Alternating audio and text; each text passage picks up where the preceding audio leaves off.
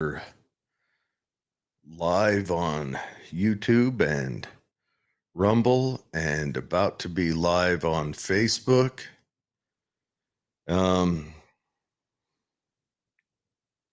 Okay. All right. Political head trauma here with KMMU. That's mainstreetmediautah.org. If you want to go and check out the site and the other shows they have, exciting things happening. It's kind of local internet news, politics, information, whatever. But anyway, so Holly is late tonight, so it's not the exciting kickoff that we usually have with Holly. Holly had a family emergency this week, and it's been an ordeal for her. So if anyone is personal friends with her, reach out to her with condolences and everything else. But tonight we have on Cole Kelley. He's a returning guest. He's running for USBE 12. That's Utah State Board of Education 12.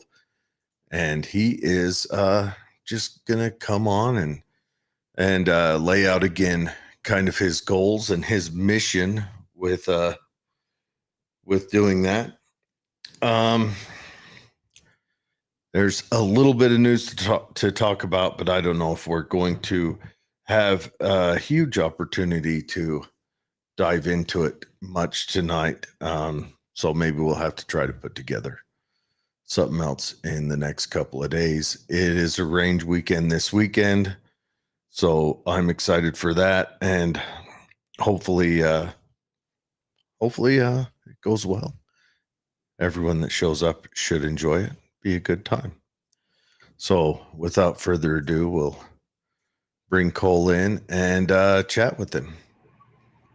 All right, Cole, how are you doing? I'm great. Thanks for having me on. Appreciate it. Oh, it's a pleasure. I really enjoyed our last conversation we had. I was in and out of a baseball game last time we talked, and I felt really bad. So nothing to feel bad about.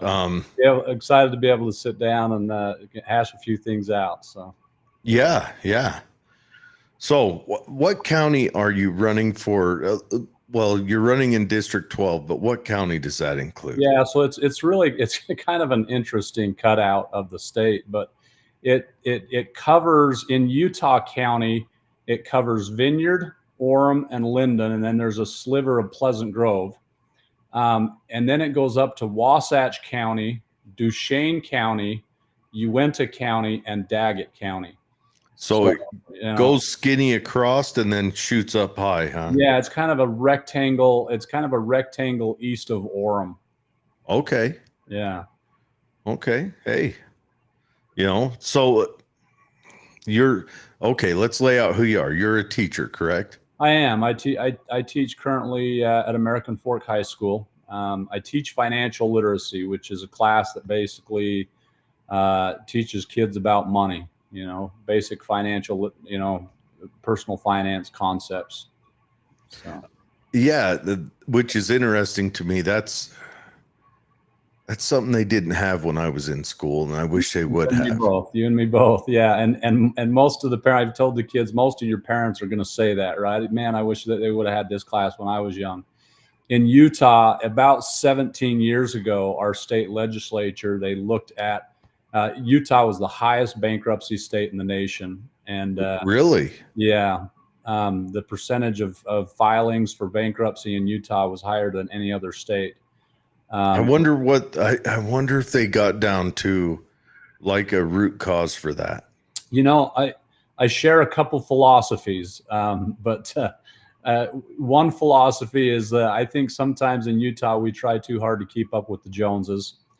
And we see that the Jones family has a boat, so we got to go out and get our boat. And I tease the students all the time that the Jones family, teenage kids have heard from their parents oftentimes, if your friend jumped off a cliff, would you, right? And in Utah, the Jones family's headed off this cliff called bankruptcy, and we just follow them right off the cliff, And so I think there's a little bit of that going on. And I think the other thing that we've got to keep in mind is, in Utah, there's a high population, obviously, of LDS folk. And if you're going to take 10% of your income and donate it to a church, I think it's great. I think it's a noble cause. But just know that you have 10% less to spend. That is very true. I wonder if that, I mean, I don't want to disparage the church, but I wonder how much of that plays into it.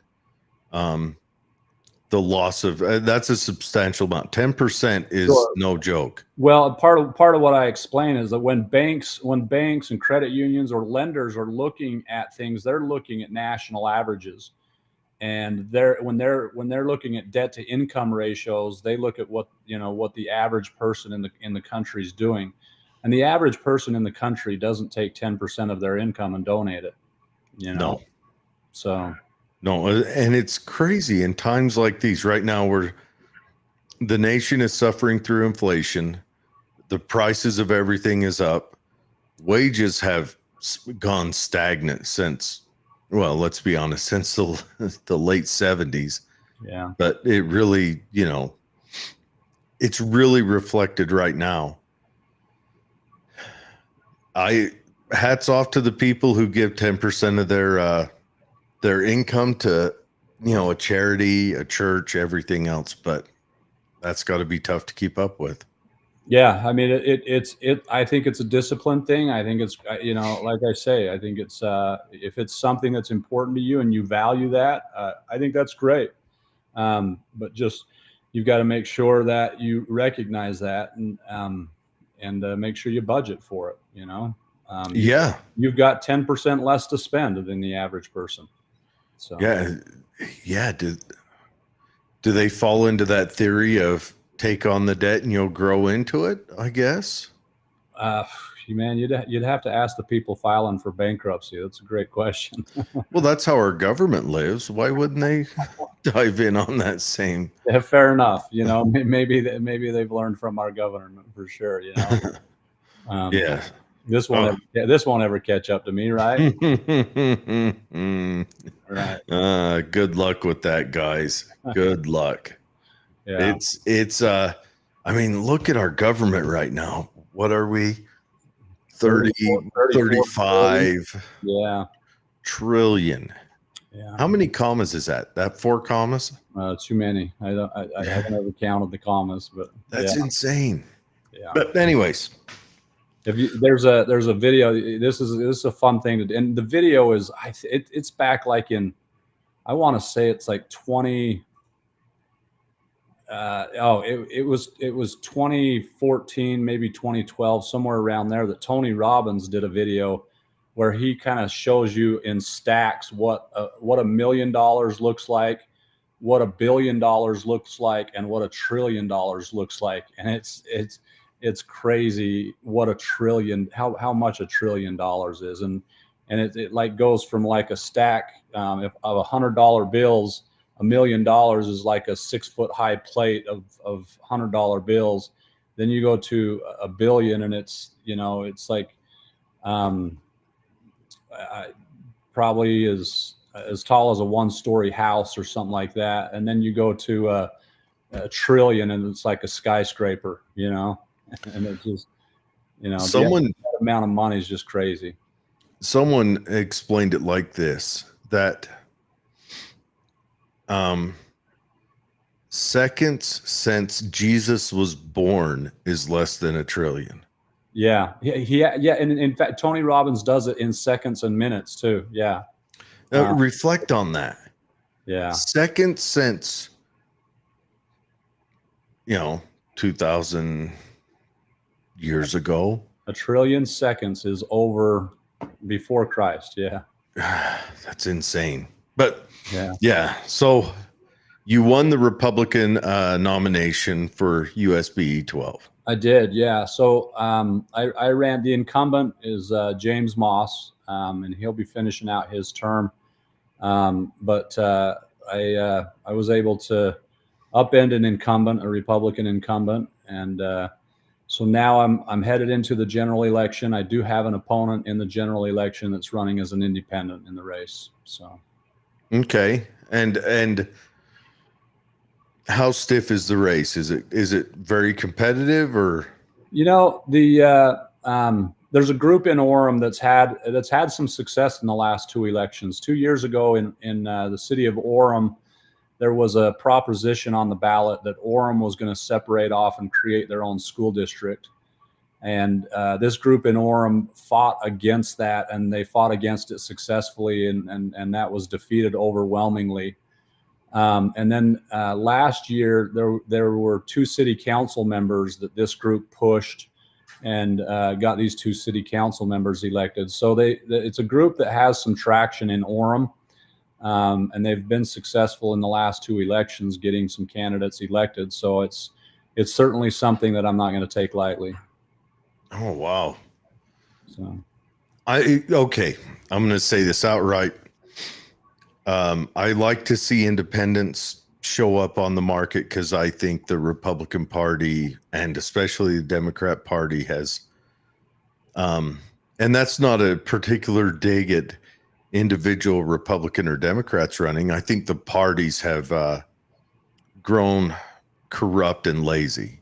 Sure, I hear you. Yeah, but it's almost like there's no other way to truly show up and challenge. And maybe Orem's that weird scenario where they can, maybe because of the city they're in or the environment. It could be because Orem is nestled between Provo and Salt Lake. I don't know, but it's an interesting thing. But the dynamics of Orem are interesting. I mean, I looked at the presidential straw poll in Orem, and you've got in Orem it was Trump 55, Nikki Haley 45, just to give you an idea. Ooh, and then you go out to the other areas of my district, and in Wasatch County it was 65 Trump, 35 Haley. And then you go out to Duchesne County, Uintah County, and Daggett County, and it was more like 90% Trump, 10% Haley. So that it kind of gives you a little bit of an idea of where Orem's at, comparatively speaking, to the rest of this district. So. Yeah, that could be. Yeah, that's Orem's an interesting place, I suppose. I don't get down there very often. It's getting to be a little purple, if you will. Yeah. When I do go down there, of course, I go to Gunny's because that's where guys such as me go to in Orem. That's honestly the only place I've ever been in Orem. So, right on. But anyway, so okay, let's go on to your motivation. What motivated you to seek this seat? What is something you want to fight for? I'm a school teacher. I've really. I've watched. This is the start of my 28th year in the class. 28 years. Yeah. So you're 3 years over the retirement. No, it's 30 in education. Oh, so it's 30. Yeah, okay. I'm getting there. I'm approaching that magical 30 years, right? I thought for some reason it was 25. No, 30 years. Okay. And yeah, I look forward to that, honestly. But I do love my job. I've been doing it for 28 years. And I've watched the gradual decline of education over those 28 years. But what really prompted me is the last 4 years, it hasn't been gradual at all. It's really been alarming at some of the progressive policies that are being pushed into our schools and that are seeping into curriculum.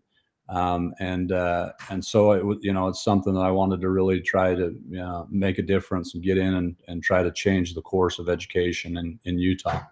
What are some of those progressive policies that you're noticing that? Yeah, well, I'll give you this one because I think this is the thing that I'm really struggling with in education right now. But the idea of everybody gets a trophy, right? Mm-hmm. And I feel like right now in education, we're pushing kids through the system, and we are.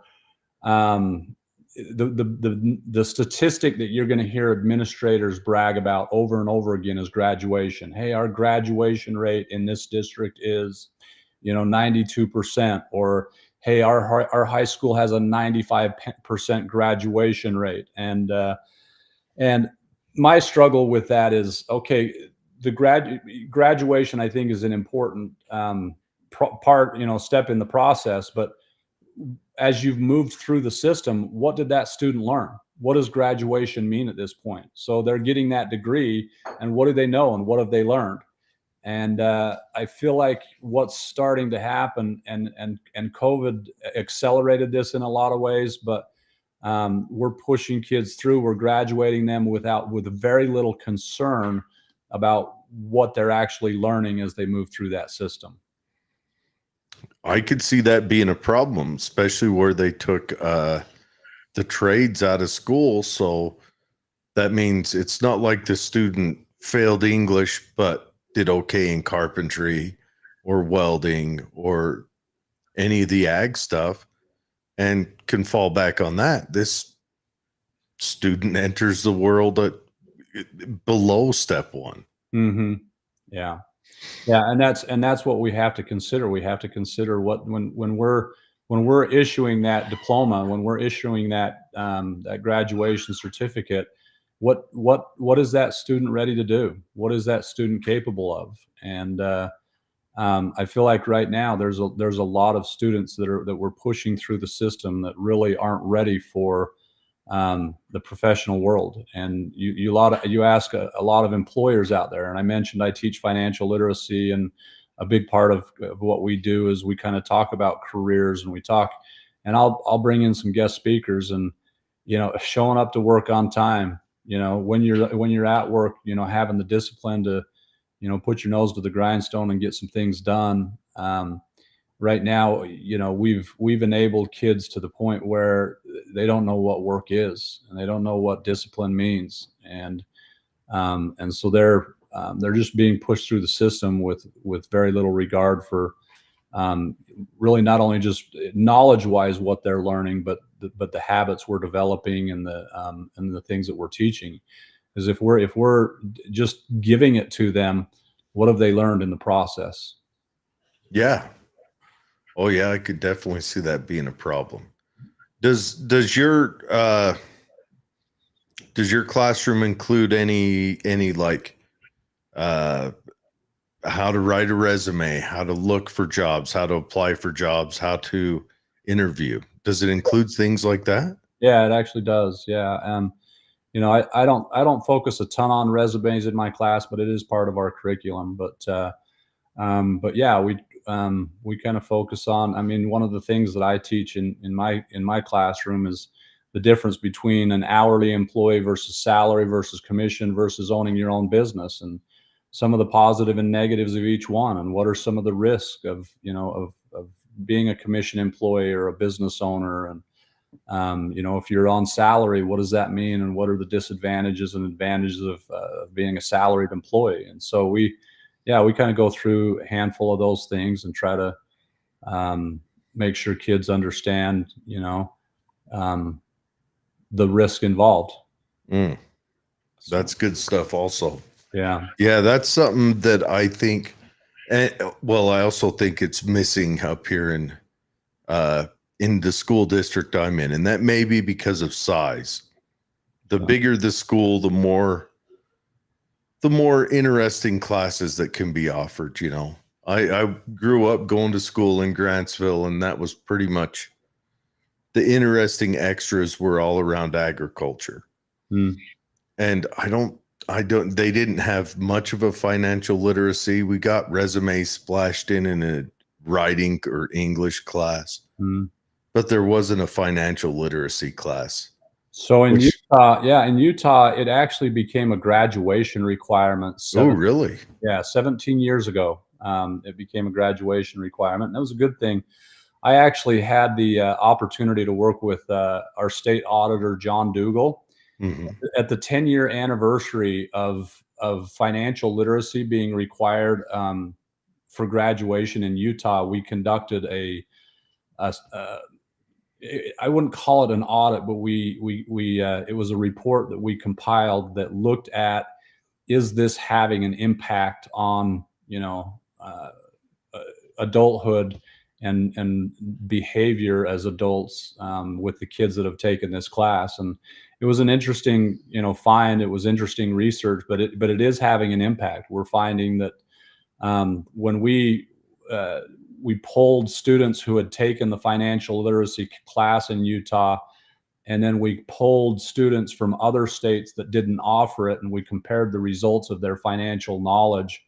And the Utah students far exceeded the other states that weren't offering the class in terms of, some basic financial concepts. So Decisions made. No, that's outstanding. yeah. Because Utah's a fast growing state. Yes, it is. Yeah. And that probably supports Utah's growth. Yeah. No, it's been great. One of the things that audit or that report, when we pulled that together, found though, and this is to your point, if there was a classroom teacher that was dedicated to teaching the subject and teaching the subject well, the students did well. The students were showing a significant, increase in knowledge in the subject matter.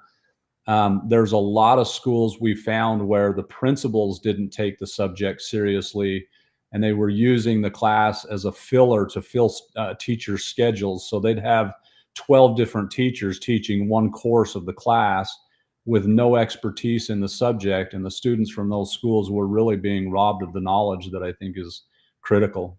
So that's an interesting thought. So just to see if it's if a teacher has a free period, say in whatever period, so the principal just throws them in there. Yeah. Just to fill their time. Yeah. Here, take a course of this, take one class of this, because you've got, in order to be a full-time contract, you've got to have 6 periods, right? And so maybe they were teaching 5 of one subject and they couldn't quite fill the 6th subject. And so, hey, this class is required for graduation, so let's give you one of these, How hard is it for a school financially to get the funding or whatever to hire a dedicated teacher for that class? Well, and it's just a management tool that the principals have got to just learn how to manage. The way that it works is FTEs is what they call it, and that's a full-time employment, right? So a school is allocated a certain number of FTEs, and then the principal at that school kind of has to allocate those FTEs amongst the staff to figure out, who's going to get, the full-time employment and stuff like that. So, at my high school, there's 2 of us that's what we do. We teach financial literacy, and I'm at a 6A school, so one of the bigger schools in the state. But a lot of the schools have a dedicated financial literacy teacher that is proficient in the subject and doing a good job of teaching the subject. But there were a handful of schools that we were able to identify in that report that were really not taking the subject matter seriously, and their students suffered as a result. That's all this stuff is stuff I had no idea of. Yeah. So as we talked before this, right now, the school districts and the Board of Education, it's all the hot topic because most of the state got a letter notifying them that they are going to be held hostage for more of their property this coming year. Sure. And up here in Tooele, we have a cathedral, if you will, being built, oddly enough, right next to a temple and behind a Home Depot. And the school is just utterly ridiculous for a high school in Utah. Ridiculous. I'm willing to say it, and I'm friends with people on the school district and all that, but it is how do I put this? It's like a testament to just because we can. And I don't know, maybe they want Tooele to have a school that meets 5A standards or something. I don't know, but it just, and then to build that out in front of everyone and then to come out and raise our taxes has everyone mad. And I don't know if the USBE really, from what I understand, the USBE has no control over what districts build No. and how they build them. No. You're more on how to implement. And Holly showed up, everyone. So the show's about to get exciting. Welcome, Holly.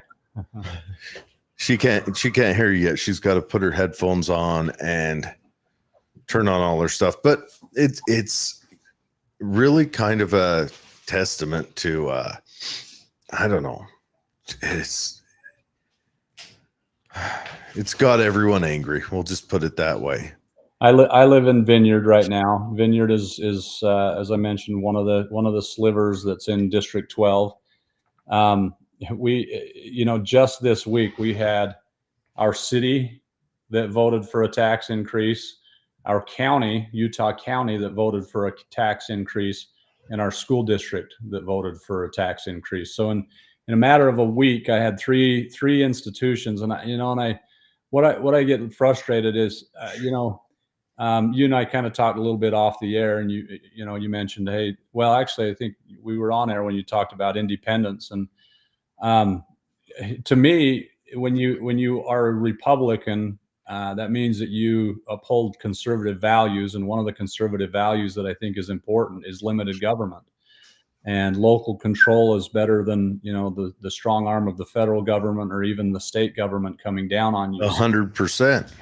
So as I'm looking at decisions with the State Board of Education, I'm very weary, trying to be very careful about making sure that we're not pushing top down and causing more bureaucracy to exist at the local level. And so if you're going to be if you're going to run as a Republican, if you're going to claim conservatism, we've got to start living up to those principles of limited government and treating the taxpayers' money with respect. I agree 100%. I'm not a fan of the Department of Education. I mean, they showed up in what was it, 78, 79? Yeah. And that was harder. Yeah. And every year after that, the cost of education increased and the outcomes decreased. Correct.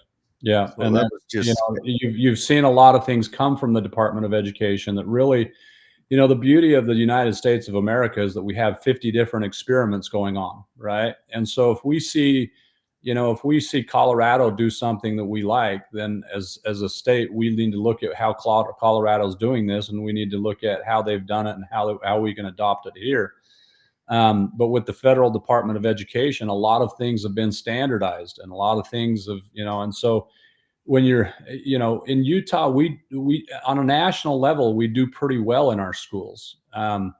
But it's like comparing the Bad News Bears to the Bad News Bears, we've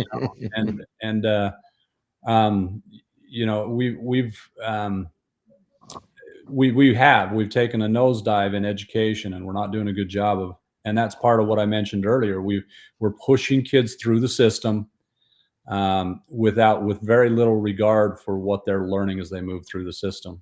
Yeah. Was it last year Baltimore had less than 1% of their student body able to even read when they graduated? Yeah. Mm-hmm. They were illiterate. It was just, you had them for 15 years. Yeah. Tell us about. Hi, Cole. Yeah, Cole. I want to say hi, and I apologize for my delay. Holly. I'm Holly, and no worries. Thanks. I really appreciate you being on today. Thanks for having me on. I'm sorry that I've missed some of this conversation. Well, now it gets exciting. You're here. I know you can ask all the hard questions now, but yeah. So well, I think that what the public is sick and tired of, and I know in our county especially, a list has been floating around that shows the pay for our administrators out here in the county, in the district. And I say to people every day, if we were pushing out kids that were highly intelligent, literate, could do math, educated in STEM programs, able for employers to actually want to build the next, Google or Apple or Facebook, large business because of the hiring potential of our kids that are graduating. And I wouldn't probably bat an eye at the administration costs. I'd be like, well, first of all, how much of the teachers are making money? Because teachers get lumped into this argument on the taxes going up and education and all of that. And I get really frustrated. Teachers can barely get their classrooms funded. If not, they're paying out of their own pocket mostly. I also heard okay. We do need to get back to your stuff. Finish really fast, but I'm just curious. Are you seeing that these tax increases are going? How much of that money is going to administrators and not to? And what are we actually basing these tax increases on? How do we know we've got a successful graduation rate? Well, because we have the biggest high school ever. It's already full when it's built. And the school, I showed him a picture of it. It's ridiculous. It's a college campus. And it's already going to be at capacity when it's built. Really? Interesting. They're making schools too small on bonds that are enormous.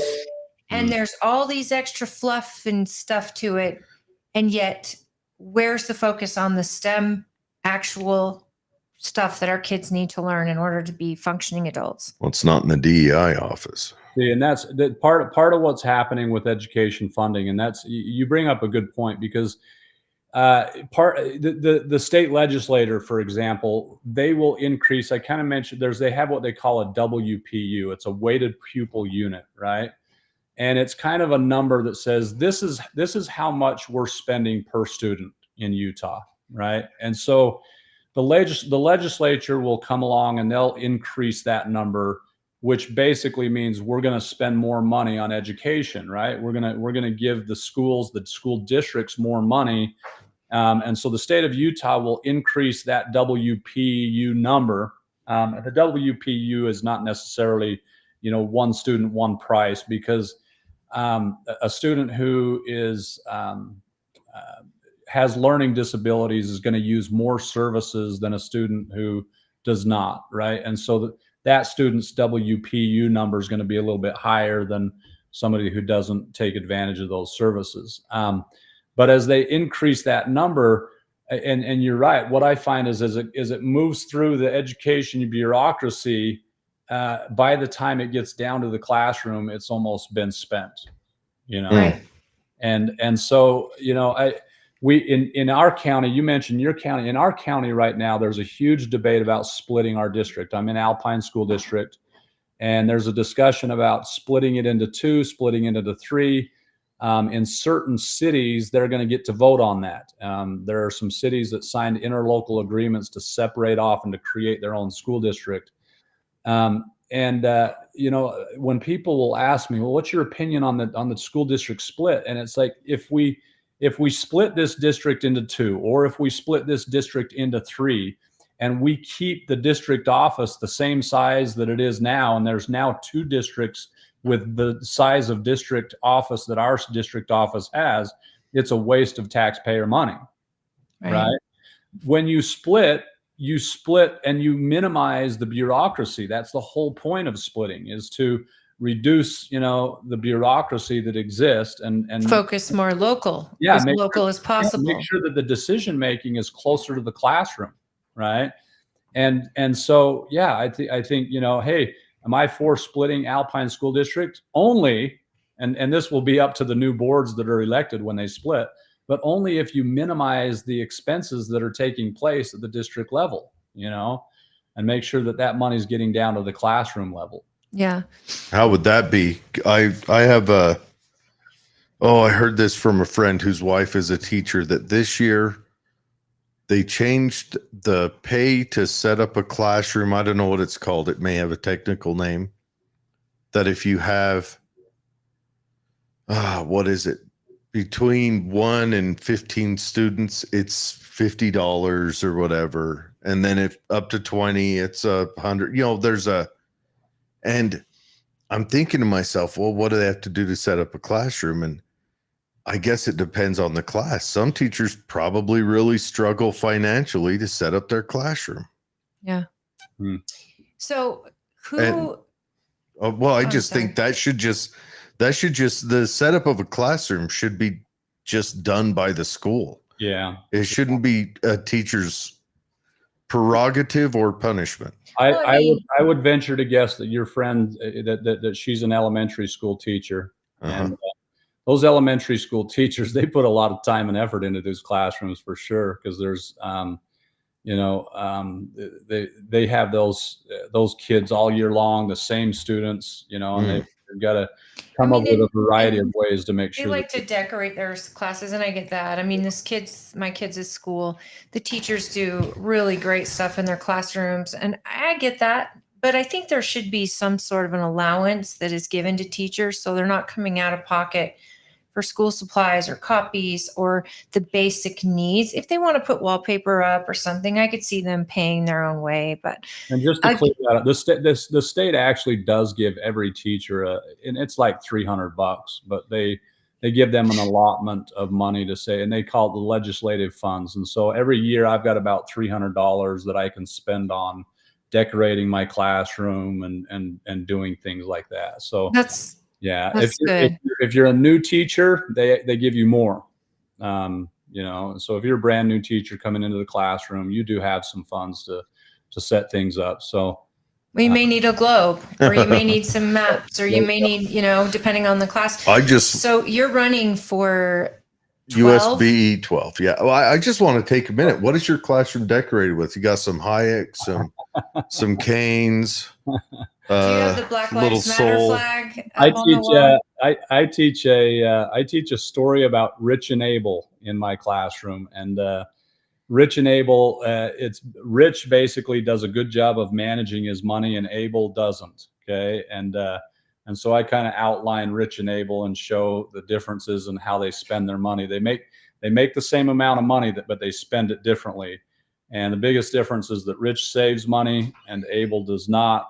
And then with my students, we kind of talk throughout the year really about how, here's how Rich is benefiting from this decision, and this is how Abel suffers. So my room's decorated with the story of Rich and Abel.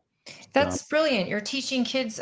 There's a test they did with kids. They suggest you do it with kids often, where they'll have two little kids, or they'll have a child, one, and they've got the Oreos sitting at the table, and there's like 2 Oreos, and they say, you can have one, or you can eat both now, or what is it? If you take one now, but if you don't, and if you just leave it, you'll get all the Oreos. Yeah, it's called the marshmallow experiment, right? Yes. They first did it with marshmallows. Okay? I did it with both my kids when they were little. How'd they do? One did great. The other one's like, yoink. Oh. But the littler they are, you get to see how their brains work. And so explaining, like, look, if you save now, this is something I didn't learn. If I did in high school, it never resonated with me. So if you're doing it all year round, and it's just kind of like learning moments all the time. Oh, well, what would Rich do in this situation? What would Abel do in this situation? It's a bad economy all of a sudden. And in the last 3 years, inflation has gone up. How is Rich dealing in this economy versus Abel, who can't buy groceries? I mean, there's so many different things. Yeah, we do a handful of what if scenarios, and we'll do what happens if Rich loses his job versus Abel. Oh yeah. We do the Shark Tank style. What happens if somebody comes to you with an investment opportunity? What can Rich do and what can Abel do? And I like to use that they're both earning the same amount of money. Right. But yeah, so that's delayed gratification, right? And putting off something good now for something better later, and having the discipline to do that. So yeah. I 18 years old, got into debt, not just with student loans, but with a credit card, not realizing that, oh yeah, this card works, but you have to pay that back and times 10. Yes. And at 18 years old, I would have really loved to have say, other than my parents, because teenagers don't listen to their parents. What? We're smarter than our parents, right? Or Right. What I'm is this fine you with speak this. of? But my parents, especially my mother, they did it really. And stepfather, they did it right.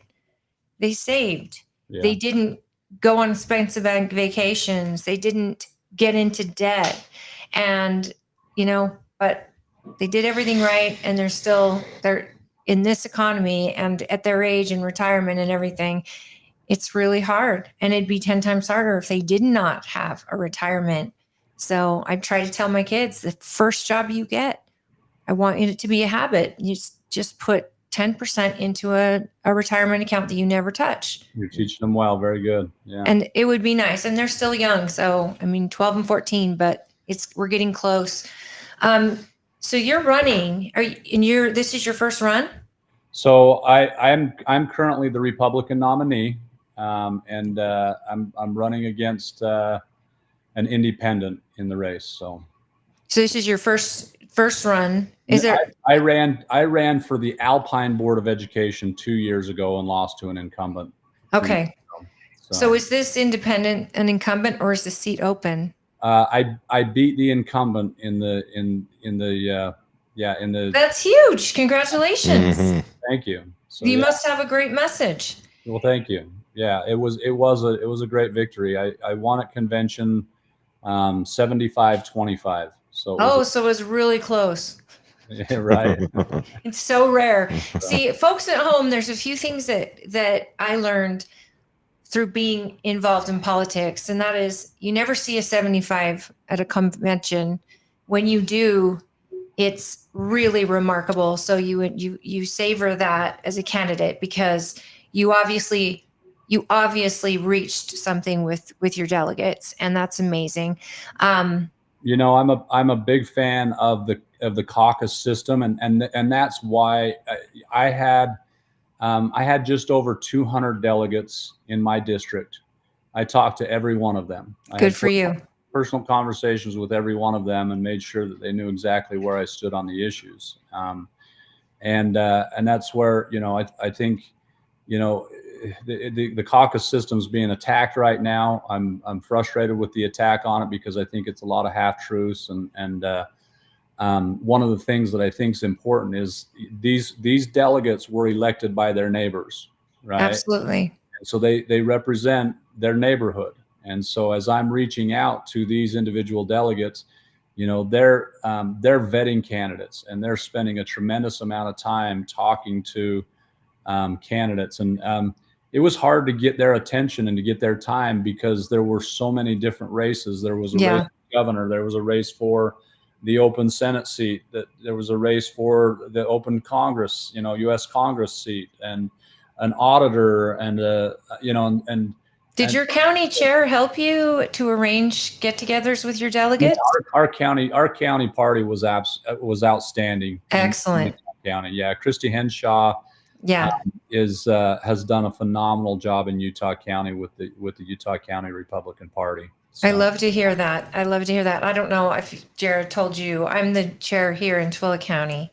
Good for you. Yeah. And so it is a lot of work that we try to get, but our whole goal, and I'm a state delegate, but our whole goal is to make sure our voters get in front of every candidate. We're not trying to pick favorites. We're trying to educate the voter. And that's what Jared and I do on this podcast. We want to just get people in front of our viewers, any party, just because we would rather have an educated voting base out there, knowing who is out there on the ballot. So a lot of people also, and I was going to go on, as delegates understand, but they don't. I think what I learned in the beginning is I don't think a lot of delegates realize what the job of school board is. They're misinterpreting what between your job is to set the standard that is given to you by the legislature, a legislature that you work closely with or not, but whatever that vote comes down after session, your job is to set the standard for local school districts to follow or interpret. Now, what I also learned as a delegate is how little I know about my local school board Mm. and the power Yes. that they have to, and it's not a partisan race. Therefore, I'm not spending all this time trying to get voters in front of them. I don't even know many of their names. Yeah. Now, Matt Hymas, who is our nominee, Yep. is also the principal of my children's school. Okay. So I knew him, and I also know the standards, and they're at a charter school. So I know the standards that he at the charter had put in place. My kids are living by them. Sure. But so I'd never had to really understand who my local district. Well, now my son's in a public high school, and I'm learning real quick. That is so important, because what people don't realize also is your local school board gets 75% of your taxes, your property taxes. Yeah. And so knowing who those people are, which Jared and I are trying to get them on the show. And if you're watching and you know who they are personally, please have them get in touch with us. We want to give them a platform, whether they're incumbents or not.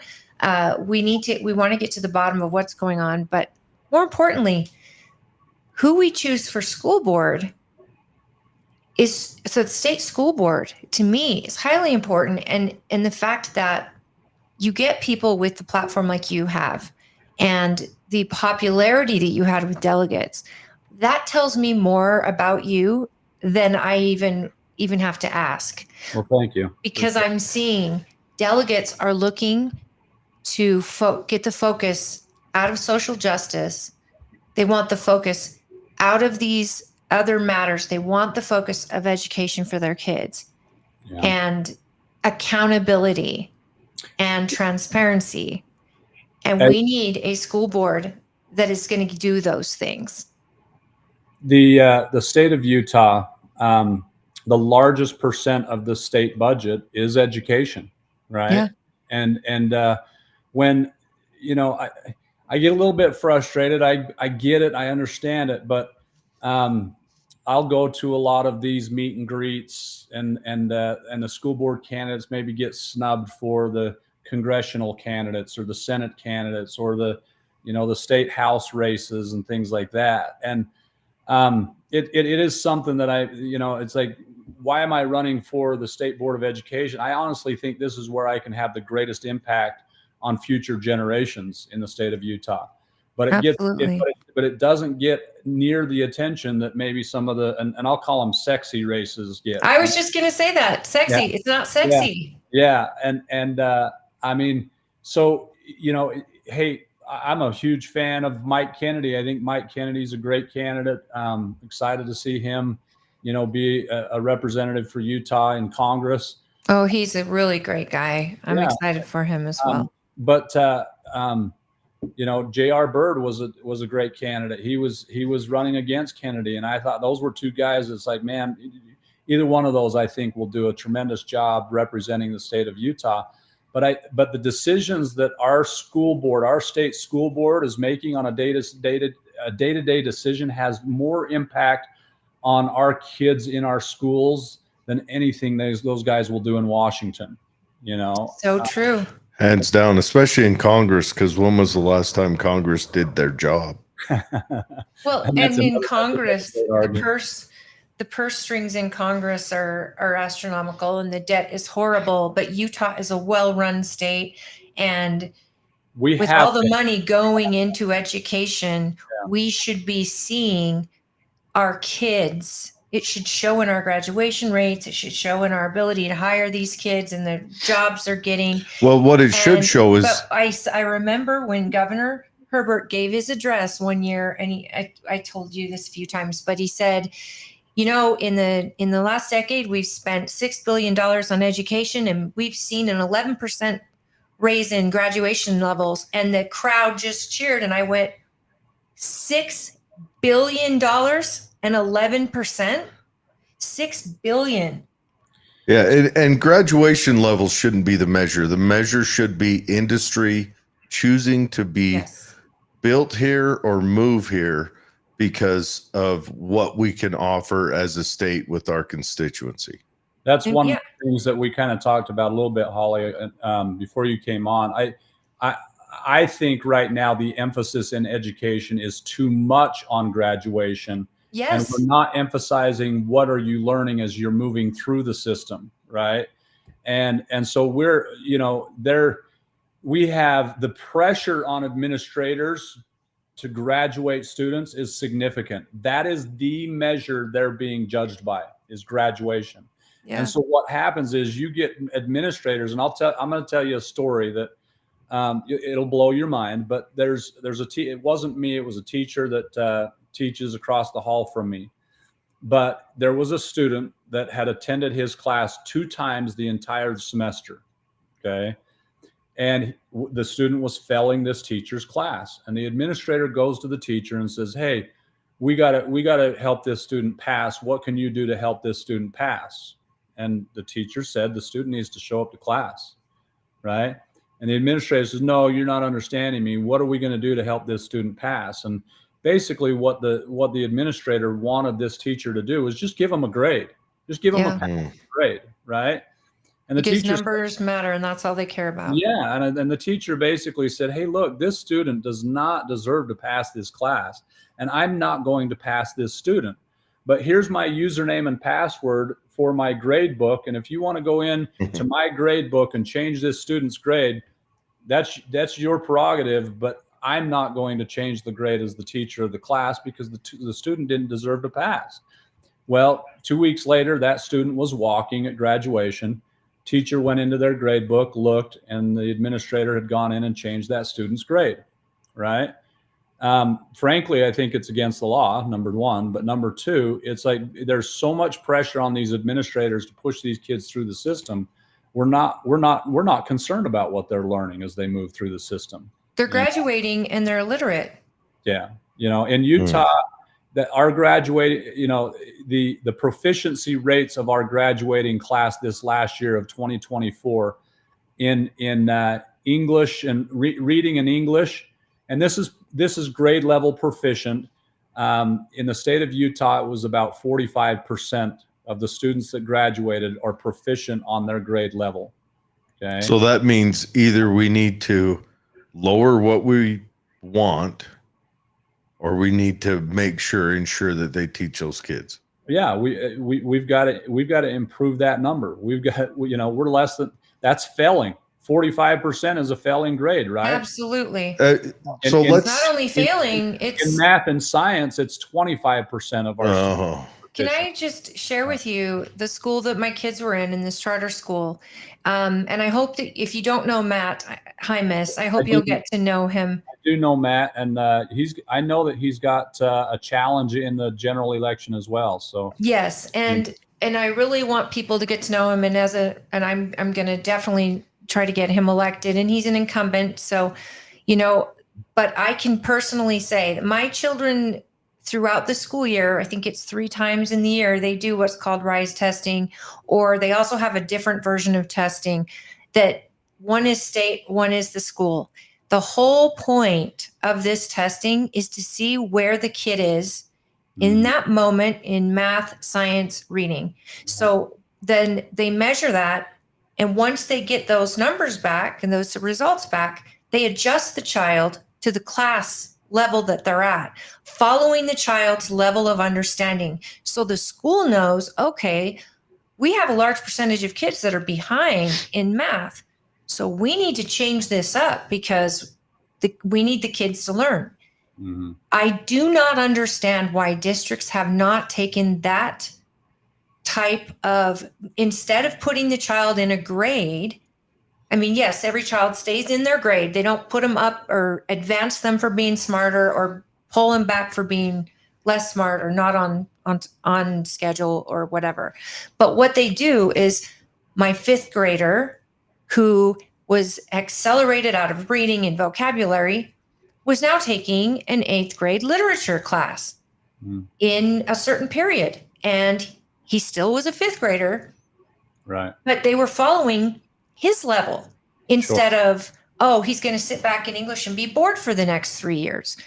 It doesn't compute. What they're doing isn't working. which is called the definition of insanity. Yes. And yet we keep doing it. We keep building schools that are already too small. We keep growing these schools to be these gorgeous campuses. We're not following the child's level of understanding. We're not focused on where the child is. And we all love tests. Every state loves tests or graduation rates. I want kids to graduate, but we're leaving the merit-based society behind Right. for that number. And that number dictates finances and dictates your taxes. And yet, what are we measuring this on? Do I want my child to go to college? Not necessarily.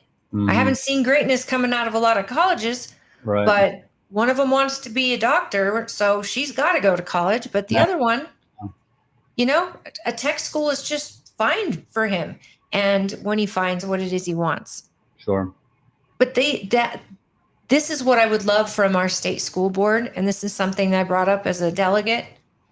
I would love for all of you that are elected to decide that let's have state school board meetings on maybe not a weekday, of course, but they do them on one Thursday a month and they start at 9 a.m. How many parents can be at a school board meeting at 9 a.m.? Yeah. And engage? Sure. And they can go till 1 a.m. sometimes. Yes. And if they broke them up, and I know it's a bigger commitment for you that are elected, but broke them up to have them once a week, every week, and they start at 7 p.m. and go till, I don't know, midnight if they have to, but they're doing it weekly. Do you know how many more parents would be able to engage with their school board? And a lot of parents direct their anger at a school board when they should be directing it at a legislature, for example, or their local school district. But parents are angry, and the school board's going to get the brunt of that anger unless we start to really get transparency and accountability. And a lot of bureaucrats run the state school board. If we're being honest, there's a lot of the school districts. The bureaucrats are running everything. That's the progressive takeover of America. No one talks about it, but that's what it is. Well, and we talked about elected officials in terms of raising our taxes, right? And we talked about how, in your county, you're getting your taxes raised. In my county, we're getting our taxes. The school boards raise taxes. The city has raised taxes. And why? Well, we got to keep all these government employees employed, right? I'm a government employee. I'm a school teacher, and I get it. I think we've got to be very careful about, playing with people's lives and people's careers. But because tar is rather cheap at Home Depot, and people will find feathers. Why are you on the tar and feather? You lost the whole guillotine long ago. You haven't even mentioned it in the shows. Trying to I think as elected officials, you've got to make some of those hard decisions. And yes. And the answer is not always grow government. The answer is not always spend more. The answer isn't always, let's see how much of the taxpayers' money we can take from them. We've got to try to figure out ways to do that efficiently. But you're absolutely right. There's at the State Board of Education, there's a significant staff, and they're primarily coming up with,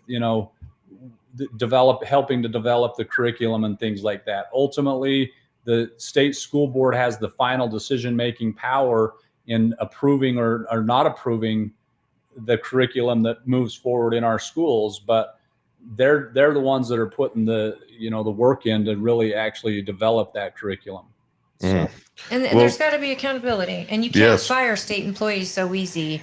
And that needs to be changed. We had a commissioner hired, elected, 2014 or no 12, when Sean Milne came in his first round, and the first thing he said is that our county is going bankrupt. We cannot sustain, and if I'm elected, I will lay off employees. Now, he didn't mean teachers in the district and all of that. He was just talking about the county, for example. And he laid off a substantial amount of people, but he had to. and the voters wanted him to. I know he didn't sleep well after that. I mean, there were two spouses that were married lost their jobs. It made everyone in the county hate it. But he came from the private sector, and he was saying, look, any business running the way the government is running would be under water immediately. Right. We And have same with a to- lot of these school districts, right? You know, Yes. and you have to run it like a business, and you have to look at that bottom line and make sure that that the revenue that's coming in can cover the expenses, and making sure that we're getting a good product for what we're doing. You don't create a good product, your customers are going to leave you. Well, our kids are the product. Yeah. And that's the thing. And if we're not offering the best that we can give, I'm not asking for, him and I talk all the time about these high schools and some of the stuff they add to them for aesthetics. And I'm thinking, why do they need this huge atrium and a fountain and all this stuff? Why do they need They're a tunnel for a high to school learn. football field? Well, because football brings money. I don't care. I mean- It's costing us. Well, let me ask you a question. So Yeah. let's go to Fantasyland. You win. Oh, he's going to win. What type of plans, or what type of, how do you organize this change where it's no longer just pressure on the administration to move a child through? What do you fight for to make sure that the education is delivered to the child at the level they can achieve? We mentioned earlier that there's 50 states out there, right? And different states, we don't all do it the same. And there are some states that I feel like are doing it well in terms of their measurement and how they're measuring kids. And I'm a big fan, but Florida. I was going to say Yeah, Florida. yeah, absolutely. And what they're doing in Florida, they're doing some tremendous things in education, in Florida. And we can learn a lot of lessons from them. One of the, Colorado is not a state that I would certainly want to model, but there is one thing that they do well, and their measurement of progress is something that we need to take a look at. And in terms of measuring progress and seeing where a student is at when we get them versus where they're at when they leave us, and what kind of a job did we do as an educational institution with that student in the year or 2 years or 3 years that they were in our institution, right? And so we've got to make sure that we start following some of these models where we're doing a successful job of measuring the progress of the students when we get them versus when they leave us, and showing that, hey, this student made progress while they were in our school. Now, DeSantis, in his plan, was to take curriculum from the school board and put it back in the hands of the legislators, because those people have to answer to the voter in a different sort of way, which I don't know that I agree, because I don't know the actual details, but they wanted parents totally engaged in the curriculum plan for their local schools. Mm-hmm. Because who knows better than the parents? And there was a lot of people in the school board that were basically too communists. I mean, they had some pretty What? Communists insane in the people. public education system? I mean, you probably know. DeSantis went, what? They're teaching this in schools to kids? Why? Right. Why? Right. This Yeah. has no place for school. This is sexual discussions. There's no place, especially elementary school. Well, and if we just take a subject as simple as math, right? I told you guys earlier, I'm teaching financial literacy, and I'm trying to teach kids how to calculate interest on a loan. Right. And I'm going to give you guys it's going to blow your mind, because I know both of you know how to do this. But Wait a second as I grab my pen and paper. Go ahead. Tell us more. I would say 70% of my students don't know how to change a percentage to a decimal. Okay. And it's Oh, like, my word. so I'm trying to teach you about how to calculate, 12% interest on a loan. and I've got to teach you how to take and change that percentage of 12% into a decimal. You have to do a math lesson before you can do your lesson. Yes. And then when we start talking about calculating it, man, if they don't have their calculator, it's done, right? So I'll usually use 10% because some of them can even get, but a lot of them can't even 10. I'll tell them what's 10% of 1,000, and you just see the wheels churning. It's like, oh, that makes me sad. Right? Because what you're teaching them is life skills. Yeah, and there's such basic math skills, and we've gotten so complicated in our curriculum, and we've gotten so flowery, and that we've just abandoned the basics, and we've got to get back to emphasizing the basics. Make sure that students come out of there with basic skills. And the industry is going to teach them the finer points of what they need to know when they enter into the industry. I disagree. I think learning that there are an innumerable number of genders is extremely life important and enriching. It will make you terrible to be around. You know what? Teach them to be vegans while you're at it. Yeah, let's just round them out. Yeah. Hey, what do you think of Common Core? I mean, do you think, because for me, what you just said, that they're trying to learn and even 10% and how they're flowering up the curriculum, they're doing it to a point where parents can't help their kids with schoolwork. Yeah, right. Because we learned how to memorize our times tables. Correct. We learned how to do a 10%. I like how you're saying we, like I'm included in this. I mean, I'm talking about Cole and I. Yeah. I know you. I was raised at Caveman U. But you see, I think Common Core has kind of, they're trying, but I think it's causing too much stress on parents who can't help their kids. And there's too many steps in a process that just could be settled with memorization. Yeah, Common Core, and just some background for the audience in terms of Common Core. It really came about in the Obama administration, right? And the idea was, all 50 states are going to be teaching the same thing, and all students are going to be learning the same thing. But see, that's the problem with the Federal Department of Education. That's the problem with. We mentioned earlier, the beauty of the United States of America is that we have 50 different states conducting 50 different experiments, and we learn from each other what's best to do. I'm amazed that people continue to follow California down the road that they've headed down. It's ridiculous, right? I love how you keep preaching the 10th Amendment. I want to, now a guy listening, Matthew, he'll recognize this. I grew up in an ag town. Okay. In a what? Ag town, agriculture town. Oh, thank you. And I had a class in high school called animal science, right? Okay, yeah. If you were to guess what animal science was, what would you guess it was? Study of animals. Right? Their environment, their body, their... Well,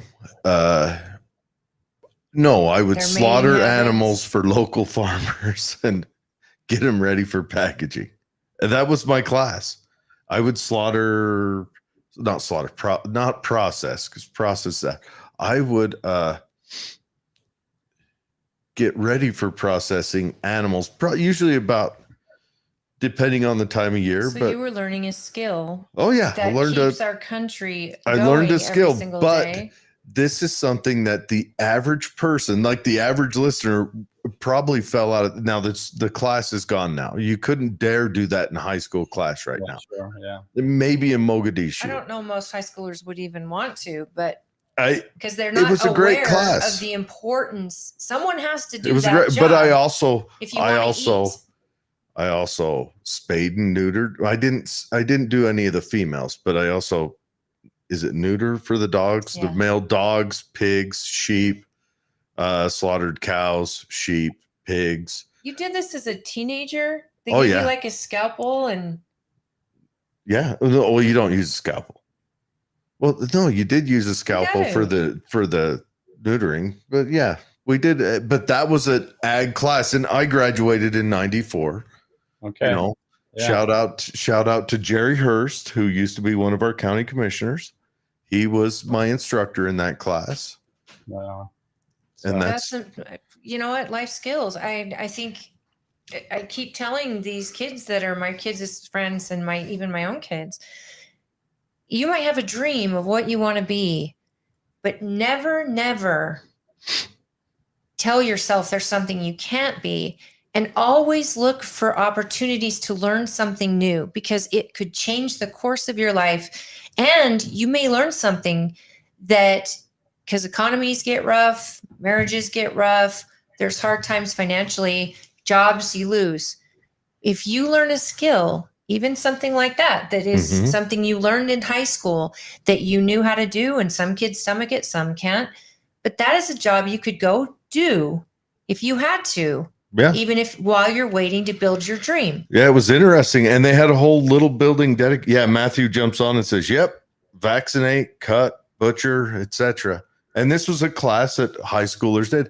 Now, there were usually boys and girls in the class. And of course, the boys were involved and into it. We gave a cesarean section to a cow in class one day. This would be a class that a kid wanting to be a vet would go to too. A vet or a butcher, or wanted to open up. And the girls, of course, sat on these bleachers that were against the wall and squealed and gossiped. And the boys were all in there with blood up to their elbows. And my mom would get so pissed because I come home with ruined clothes and all this stuff. But it was a great class. We do have to get to some comments if you're good with that. Yeah, let's hear it. All right. So. And Matthew's comment is based in Twill County, and I do want to talk about. Yeah, we are going to talk to that. We'll just clear out the YouTube comment real quick. We got Teeps, I believe is the name, and talking about how I told you they were building the school in the shadow of the temple, which I thought they should have named it Shadow of the Temple High. They're both Deseret Peak, right? And yeah, or it should have been. They're. I'm not going to say what I think their sports team's name should be, but anyways. I got to ask you something though, because I don't know a lot about this. So you guys have got in your county, you've got Stansbury and you've got Tooele and Grantsville. And Grantsville. Okay, is this East Wendover? Okay. Dugway has a high school and a junior high and a high school and an elementary, and it's so small. So will this be a new high school in addition to those? Yes. It's called Deseret Peak High School. It's in the north end of Tooele. And the reason it's there. Brand new. It's not even open yet. They're still building it. Will it take from Tooele and Stansbury, or? It's open to Tooele, Stansbury, and Grantsville. Right now. It's this huge school. And I want to say to Teeps, yes, the reason that both the temple and the school are being built on essentially the same pasture from 40 years ago is because a developer wanted to sell the land quick and easy and for the biggest buck, and he sold it to the church and the state. That is exactly why. Now he's saying plan on indoctrination. Oh yeah, because he didn't read his comment. I did. He says sorry. He says plan on indoctrination children to love Sky Daddy. What's Sky Daddy? It's to love God, and I have no problem with kids loving God, but I don't have a problem with it. I want them to love math, and I want them to love reading. Let me speak to indoctrination in our schools, and really, yes, a big part of I think what's happened, and this is problematic. I don't know that I have the solution, guys, but I do want you to kind of maybe understand the dynamic. I'm obviously a conservative. In the classroom, I don't bring my politics into the classroom, and no teacher should. Right? Absolutely. I shouldn't be pushing my ideology onto my students, nor should a liberal be pushing their ideology onto your students. Right? Yeah, kids shouldn't know how you vote. I think that's a fair thing. Sure. Your kids should never. Yeah, and there's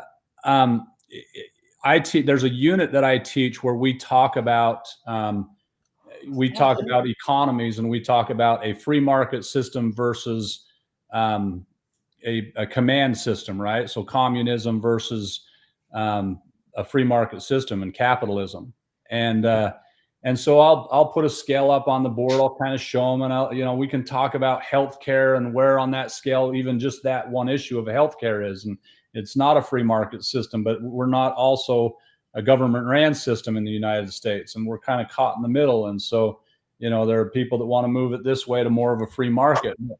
I get into that discussion, and part of my curriculum, I tell the students, hey, capitalism has proven to be the most effective system in history in terms of bringing people out of poverty and in terms of providing opportunities for people. And, and yes, that's a conservative thing to say, but it's also, historically we can look at it and we can see that, hey, that system has worked. And it's the truth. And and do you tell them there's a difference between like crony capitalism versus 100%. free market capitalism? Yes, 100%. Yeah. And we're pretty good at crony capitalism in Utah. You don't say. Yeah, for sure. But when I say something conservative in my classroom, often, and I'll actually tell my principal, hey, today I'm covering this topic, expect a couple calls. Okay. Oh no. I'll get calls. Parents will call in. This teacher said this, teacher said this, this teacher said this. And I'm simplifying it, but my liberal students have been taught to be offended. Right? Absolutely. Yeah. And they get offended easily. Right. And so if you say something that it is in any way conservative, they report back. Okay. I'm a conservative parent as well. And I think conservative parents have taught their kids, pull your bootstraps up and learn to deal with hard things. And so you choose to be offended. Yeah. And so our kids don't show up to school getting offended. And so you've got teachers that are maybe pushing an ideology or pushing, something in their classroom, and they're not coming home and reporting that to you because you've taught them not to be victimized by that stuff. Right. So we've got to start, figuring out how to balance that and making sure we help them recognize, hey, if a teacher's pushing an ideology in the classroom, we need to know about that because it's not within their scope of employment to be doing that. They should not be pushing their personal politics in the classroom. That's a heck of a needle to thread as a conservative parent to teach them to teach them to report back to you, but not to make them, let's call them whiny wimps like the lefties. Now, I don't use the word liberal in that state because I think the American got hijacked. The American conservative and the American progressive both fall under the Lockean liberal mindset, but I recognize that that's the way we use it. Sure. But that is a fine needle to thread, because I think then you'll have to have a lot of conversations where you say, okay, this time the teacher was making a point. You don't have to be you don't have to take that to heart in the same way as if they were saying something offensive. It's tough, but our education system is full of teachers that this is their mindset. The new crop of teachers coming out, their mouths red guard.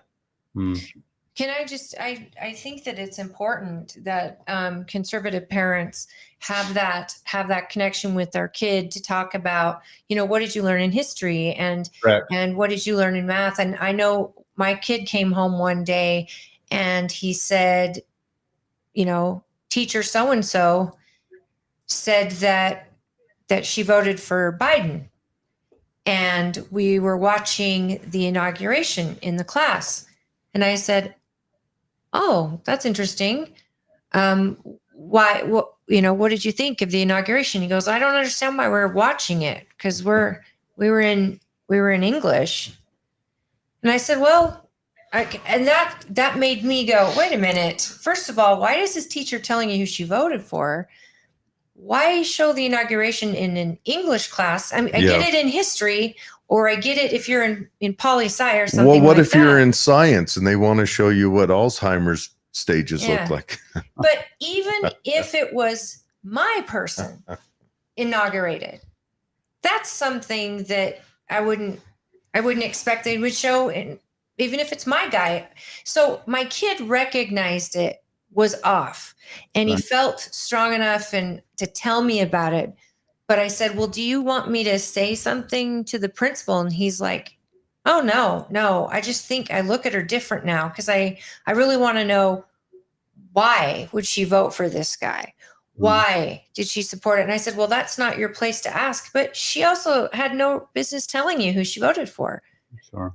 But now your kid's got to look at her and go, if you have that mindset with your kids, they are not victims of anybody. They choose to be offended, and it's a lot easier to let it fall off the back than to get all worked up, because there's far bigger things in this world that you got to take a stand on. And you're right, there are parents who, I mean, I don't know what it's like for public school, but it was an open invitation. Oh, you're learning what it's like yes, for public school. I'm learning, this but year. I'm in the first few days in. But like in this school, it was an open invitation for parents to come in and sit during a class. They welcomed it. Her oldest studied knife fighting, I'm sure, like the best kind of knife jab to use, or when we were in high school, you could take a gun class, or and maybe learn how to shoot.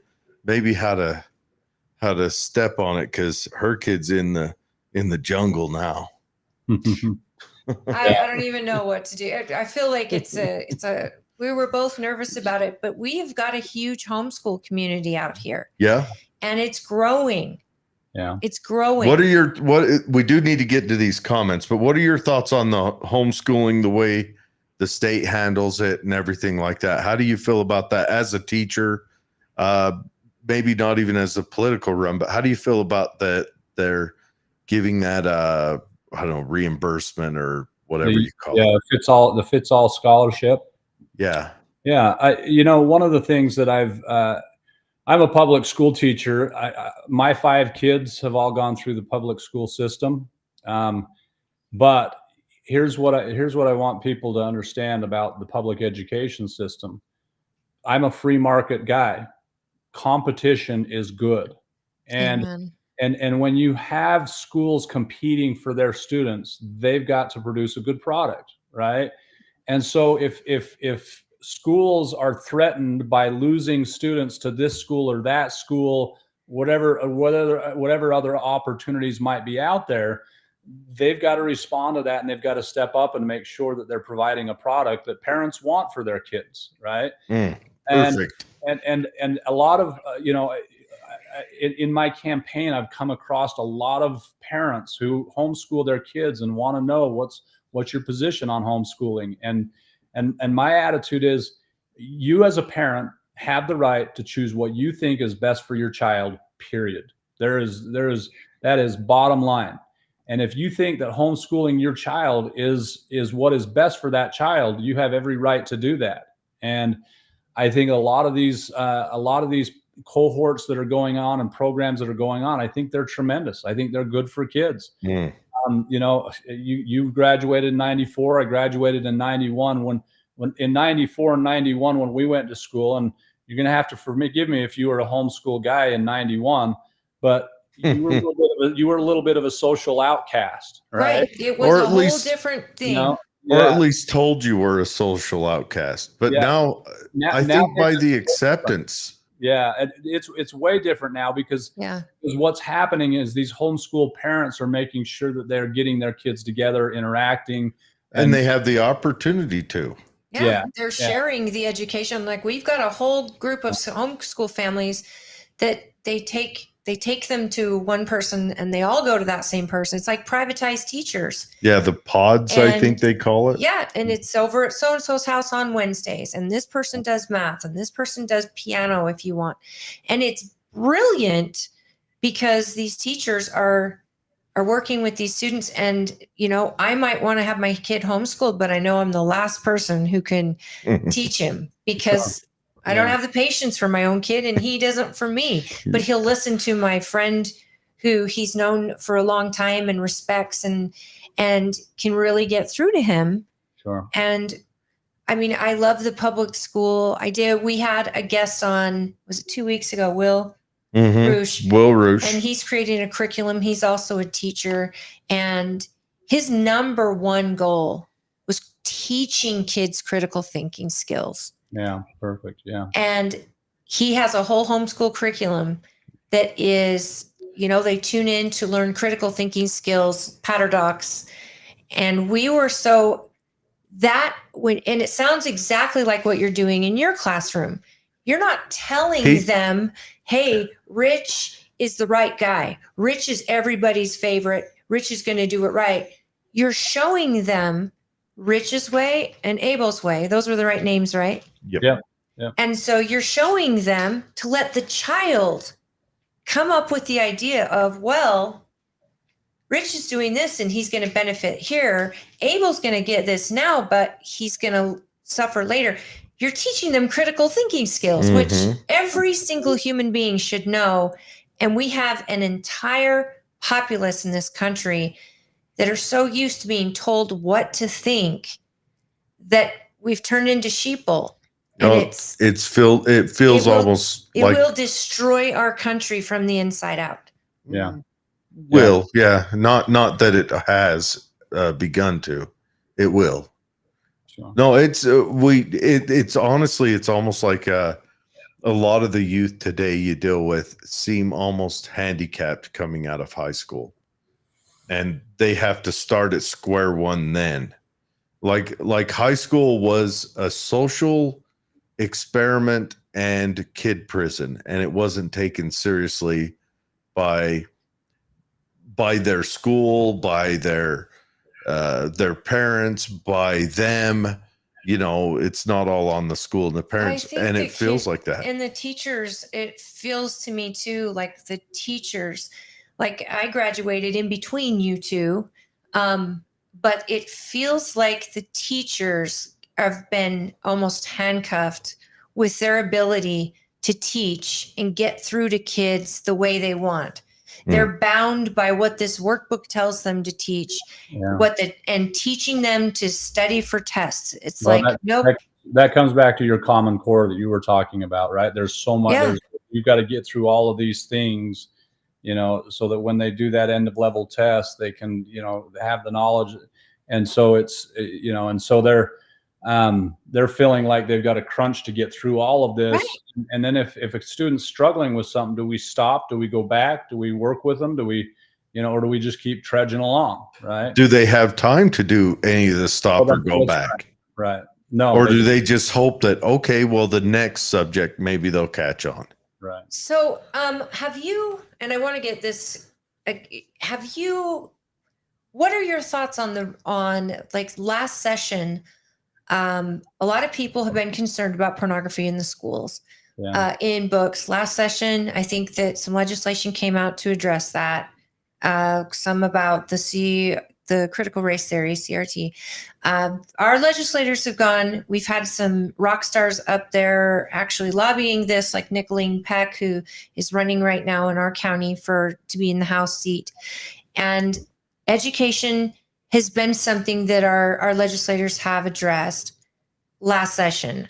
I heard some candidates running they're very smart. They've studied a lot. They've sat through a lot of school board meetings and they're passionate. I'm not discounting them, but a lot of their campaign was fear-based. The parents are like, your kid is getting this fed to them and public school is bad and charter school is bad. And it's like, okay, but what are we doing right? Is there something you've seen that you see positively? Because again, school board's job isn't to write laws. Their job is to create standards. Right. And so I'm wondering, is there anything that you see that's gone in the right direction that you could work with on the school board? I think people who enter into the teaching profession, by and large, have good hearts. They have good intentions. They're there to help kids, and there may be some activists within them. And I think it's important to root out those activists, but I think in large part, teachers are choosing to teach because they care about kids. Right. Well, it's not for the money, right? We also have to recognize that those teachers, people who went into the education programs, got peeled off and got indoctrinated in college themselves. Sometimes, one of the things that attracted me to education and is coaching. I love coaching. The interaction that I have with kids, the ability that I have to influence them. You also went to college in a way different time. I did. But can I tell you, I was an English education major. Okay. And I actually got licensed as a financial planner while I was going to school, but I was in a feminist English department at BYU. And those ladies. Tell me more, please. They did not like me. I promise you. Oh, tell me more about feminist English at BYU. To break it down for me. There was a teacher. If you want me to go into stories, but there was a teacher who, the class, we would go out and observe classrooms, and we'd come back together as a class and kind of discuss some of the things that we saw. But there was me and another student that would go out to this classroom, and we came back, and this teacher pulled this student aside and said, "Hey, how's it been working with Cole?" She's like, "It's been great. We've learned a lot from each other." And she's like, "Well, I know it can be difficult working with somebody like him." And she didn't really know who I was, right? And she's like, "Well, do you know him from past experience or something?" She's like, "No, but I know his type." Oh, great. Yeah. And she's like, what's that? And she, "Oh, he wants to be a coach, not a teacher." Right. And so she figured I was just this lazy, and so my fellow student kind of mentioned this to me, right? And said, "Hey, I had this conversation. I think you need to know about it." So I went to the teacher and I said to the student, "I'm not going to bring up the conversation you had, but she said things to me in class that I'm like, geez, man, I mean, I can take a joke and you can make fun of me and stuff, but that was pretty harsh, And so I started to think back on things that she had said to me in class. And I'm like, she's not joking. She doesn't like me. Right. And so I approached the teacher and I said, "Hey, I sense you got an issue with me." And she's like, "Yeah, you want to be a coach. You don't want to be a teacher." And I said, "The reason I chose to major in English is because I want my students to know that intelligence is important. And I don't want to be a dumb jock. And I want to make sure that my students and my athletes know that being an intelligent person is much more important than the sport that we're engaged in." Right. Absolutely. Because there's a shelf life on a sport. Sure. You need to have something to fall back on. Right. And she says, "Well," she said, I just don't like your type." And I'm like, "That's fine." I says, "You don't have to like me. Just be professional enough to give me the grade that I deserve in the class. And I really don't care how you feel about me individually." She's like, "I'll give you the grade you deserve in the class." I said, "Great." So from that point on, I made sure that the work I turned in was A work. I didn't give her any excuse to give me anything but an A, because I wasn't going to play the game. How old were you in this interaction? No, I was a college kid, so I was 22 years old. See, and I think that people like you are strong enough to go up against a leader figure, somebody that your grade depends on it. Right. And we're not seeing, and I don't know if it's our generation, the Gen X generation, where we were feral and kind of a different type of childhood than what our next generations are. But it's noble, and it's hopefully our kids are willing to challenge a teacher. Yeah. And are willing to speak up, because I'm not seeing, I have one kid that will and one that would never. They just want the grade and they'll get the good grade. They have to get that A. And the other is like, "But I disagree with this." Mm-hmm. Or let's talk about this. Sure. So I think that's impressive for your age. And I wonder how many college kids would do that now. Yeah. I mean, it was certainly, I mean, this was a class that got you into the program. Right. And so, yeah, I mean, it was important to me. And, but yeah, I mean, I certainly experienced it wasn't, it was BYU, but it was not in any way conservative. That's just hilarious. Feminists at BYU. Yeah, for sure. What do we want? To show our ankles. When do we want it? Now. And, I would think that high schools especially, and even junior highs, would want coaches that are smart, and they want coaches that are going to know sports, and because every high school wants to win games, and Well, every high school wants championships, and there's a lot of money in sports. We've got for comments. schools. We've got a comment at least that Let's hear it. Yeah. leans into that. But the first comment is, and it's from the same guy, but the first one is, what are the requirements to be a teacher in Utah? So,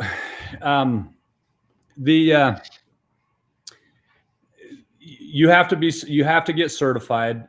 When I came out of college, it was very different. Nowadays, they do have to pass tests. They have to pass a test that says that they're proficient in their subject matter. And then they have to pass a test that shows that they have some basic classroom discipline knowledge and some classroom management knowledge. And so the teachers do that, but there are, outside of going through the traditional education route, they do have what they call an alternative route to licensure. They call it an ARL, where let's say that I'm an industry professional in marketing, and I want to teach a marketing class at the high school. I can, take some steps to get licensed to teach marketing at the high school level by taking this alternative route to licensure, and you're going to have to jump through a handful of hoops to do that. But there's really only a couple ways to get licensed to teach in Utah. And then he says, it's just straight up comment. He says sports need to be privatized. David is the guy who used to host the show with me, and he thinks that sports involved in high school corrupts the mission of the school. I would argue with that comment, and I would say right now the only thing teaching kids discipline and hard work are activities. Especially, I would agree. Sport. I would agree that learning sports are. I'm at a school with a band right now. American Fork High School's band is phenomenal, competes at a national level, and those band kids work as hard as any sports team around. And they're learning work ethic, they're learning discipline, they're learning, that it's a meritocracy, right? You don't just get the trophy handed to you. You've got to work for it. And I think if you privatize sports, in my opinion, it becomes elitist. The rich will be able to access it. The low income kids will not. And I think you rob those kids of that opportunity. So I think sports are an important part of education, actually. And I agree. I think every kid should experience an opportunity to be on a team. I think it teaches them character, discipline, and all those things. But there's also another element. You privatize sports, it will cost families money. There are kids who are coming in homes that can barely afford food, and their son or daughter has a chance to learn a sport at their public school that could very well get them a scholarship and change their lives. And if you had private sports, that means funding and all of that. How do they charge kids to be a part of them? I wonder if that element would really be left behind. I don't know. He'll be later on in the comments. Love you, Dave. Because Matt says, have you heard that most schools in Tooele County have a problem with children missing lunch because there's not enough time before the bell rings to serve anyone?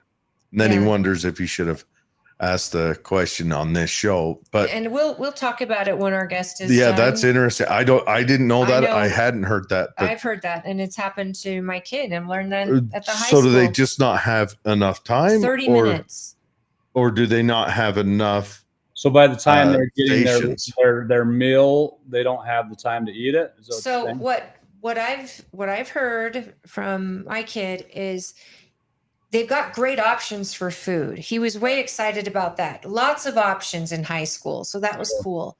Yeah. But all the good stuff, there's a line that goes clear out the door.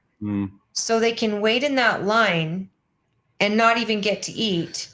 Or they can get the broccoli and cauliflower. My kid grabs the ham sandwich and a juice and that's it. And so that makes me sad because we're in high school.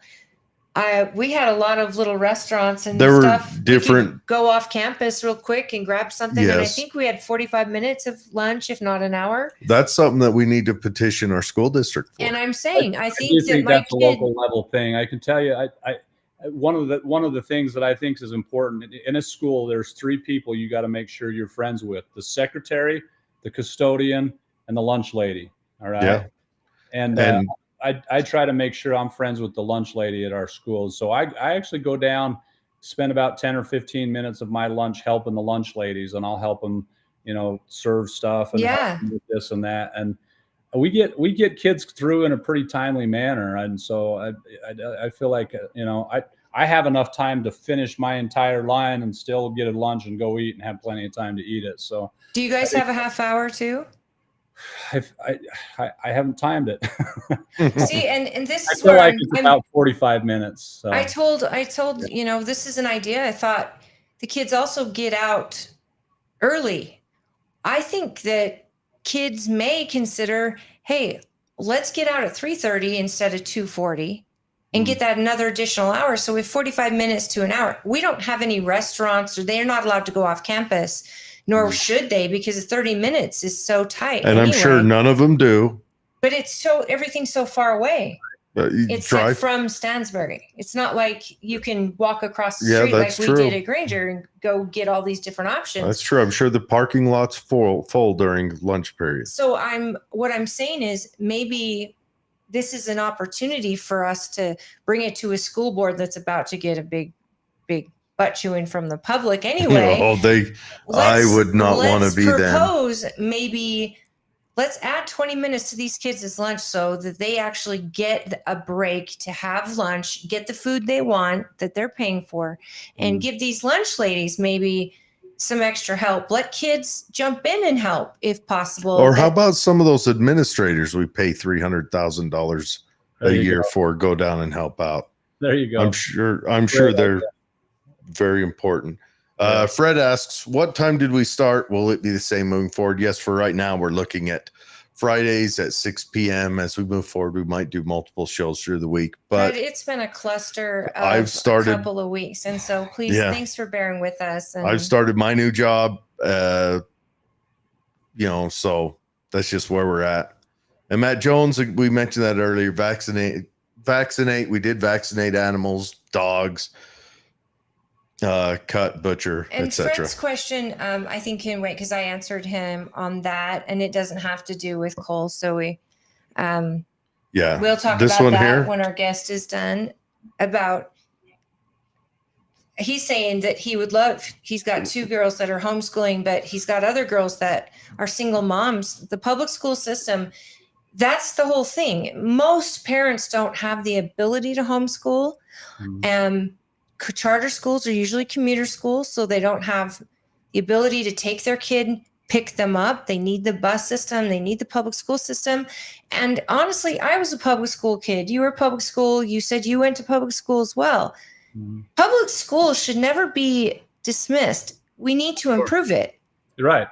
We've got to be competing with the charter schools, with the homeschool movement, private schools. Make sure, and the private schools, and make sure that we're producing a product that is competitive, and so that it is a good option for parents and their kids. Yeah, so regardless of their income status. There's a lot of states where the public education system has just been dumped on, and we can't turn that. That can't be what we do in Utah. We've got to make sure that we have a vibrant public education system, and it's how the conversation I've had with a lot of these homeschool folks is, hey, look, it's you've got to recognize we can't give up on the public education system because it educates the masses, and who votes? Right. The masses, right? And so we want to make sure that the future voters of America have an understanding of how we got to this point in our country, and what's been good and what's been bad, and those critical thinking skills that you mentioned, that they have the ability to step back and say, let's compare capitalism to socialism, and what system of government has worked historically speaking. What did we do right in our country? What have we done wrong in our country? What is the actual cost of your home when interest is at a 6.9%, when versus a 2%, and the things that these kids They have to know our history so we don't repeat it, Right. or that we get better. They have to know how to be able to adult, pay bills, have a job, these type of skills. They have to know basic math. And honestly, we have too many boys graduating whose reading levels are lower, or they're not going into college like they used to. College numbers are dropping. And without STEM, and our world is going to AI, and our world is going to need to have new jobs and new creations. And these kids have to be able to know computers or find a skill. And Fred says any 12-year-old kid could become Any a welder. 20-year-old 20, kid. sorry, welder or new construction plumber, and in 10 years own that arena. These type of skills are always going to be needed. We're always going to need plumbers, and we're always going to need electricians. We're always going to need teachers. That person to person skill, I believe, is highly important. And I don't think AI can, just like in hospitals, they're having AI tune in, and AI is being able to do what 3 neurologists may not be able to do, or oncologists who are treating cancer or finding it. Yes, we want that precision to save lives, but you also don't want an AI telling you you've got 3 months to live, or here are your options. You need that person to person contact and communication. And a lot of kids, I can tell you my favorite teachers that really spoke to me from kindergarten to high school, even into college. Those teachers are the ones who are inspiring kids, who are making the next great whatever. And even if the importance of finding great teachers is, we've got to find a way to measure what a great teacher looks like, but it's different for every kid. It's the difference. It's that human contact, and kids need it. And some teachers can get to a kid that others can't. Correct. And some coaches are the only person in that school that can get to a kid. Yeah. Especially a kid in football or baseball or basketball, those big sports where these kids have dreams of being in the NBA, and yet they don't see the importance of having a skill set other than basketball. It takes a coach that says, oh no, bud, that you can work every day and maybe you'll be in the NBA, but there's a shelf life, and that's a lot of work, and you've got to be able to have something else. Well, according to the current NBA, the financial class he teaches would be the most important thing. Oh, absolutely. 'Cause how many of them? I mean, Refrigerator Perry ended up homeless. Oh, I'm telling you. There's a 30 for 30 that was on ESPN that I show in my class. It's called Broke, and it goes through a number of professional athletes that just have gone broke, right? So, and it's like, and it's just like the stories they tell, it's just unbelievable, right? That it is.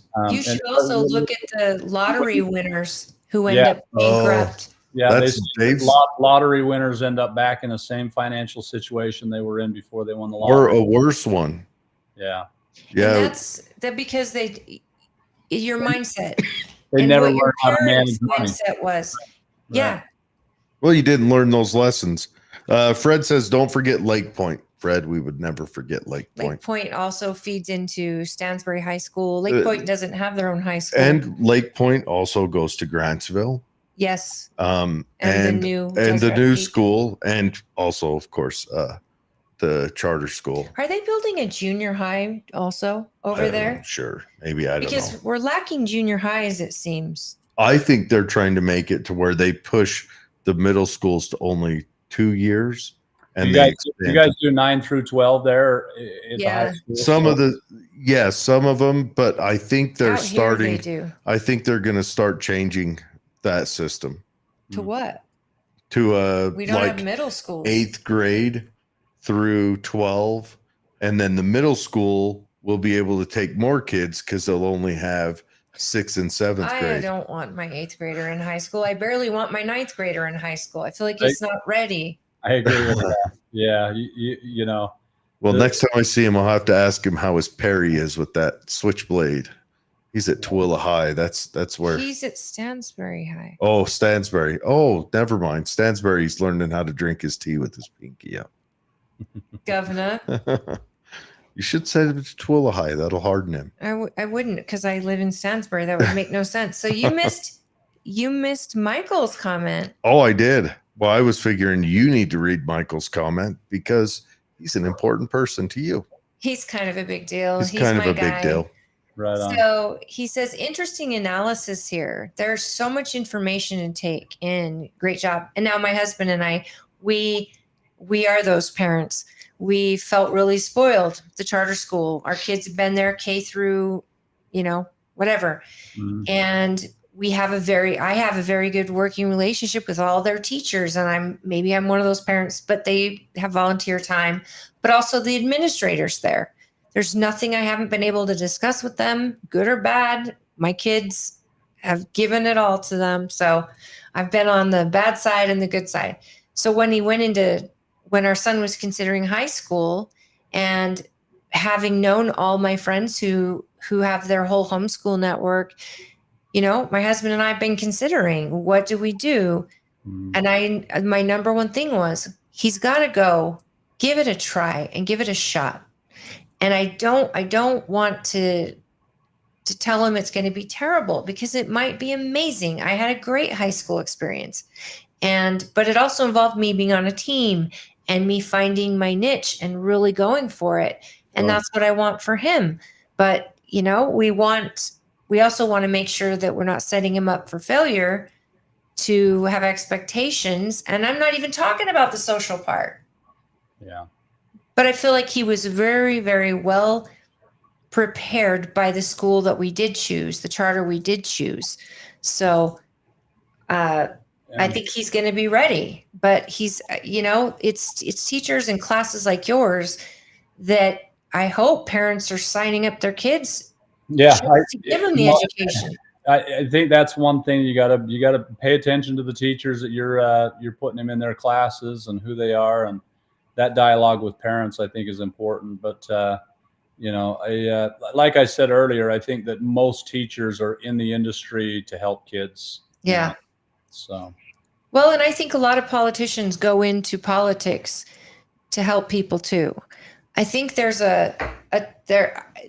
you can't be. I hope you're right. I hope you're right.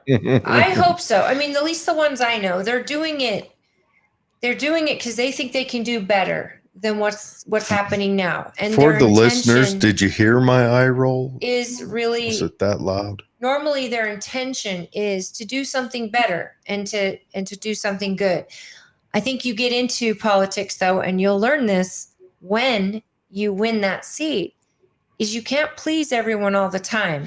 Sure. Even conservatives will battle. Infighting, as you know, in the party is already hot and heavy. And then you've got to work with other people who disagree. And you've also got to work with legislators who aren't going to always do what you're hoping to do. So that becomes a whole new animal. So you go in there with the intentions, but it's hard to keep campaign promises when you aren't the main chef in that kitchen. Right. You've got to work with people, and you've got to collaborate, and you've got to be totally engaged, not just with legislators and your own team on the board, but with local school boards. The thing with the state school board that I'm personally excited about, this has not been a very state school boards have not been a partisan race for very long. Yeah. I think 2018 was the first time that you actually ran as with your party affiliation. And so you've been, and it's kind of like your local school boards. Your local school boards don't have a party affiliation, right? And so kind of wish they did. You kind of do, because at least you have one filter to be able to know where they're at, right? Gives you a baseline of what money, what curriculum matters. And people who come at me with the argument of, well, we don't want to politicize our schools. It's like, where have you been? They're politicized. It's too late, Let's at least elect people who, their values and their ideals line up with what our values and ideals are in Utah. And so I personally like that the school board races are now partisan races. I personally feel like if we win the races, when I say we, the Republicans win the races that are currently out there, I feel like we have a pretty good board. You mentioned Matt Hymas in Tooele County. We've got Joanne Britton down in St. George that I think is a good, solid conservative.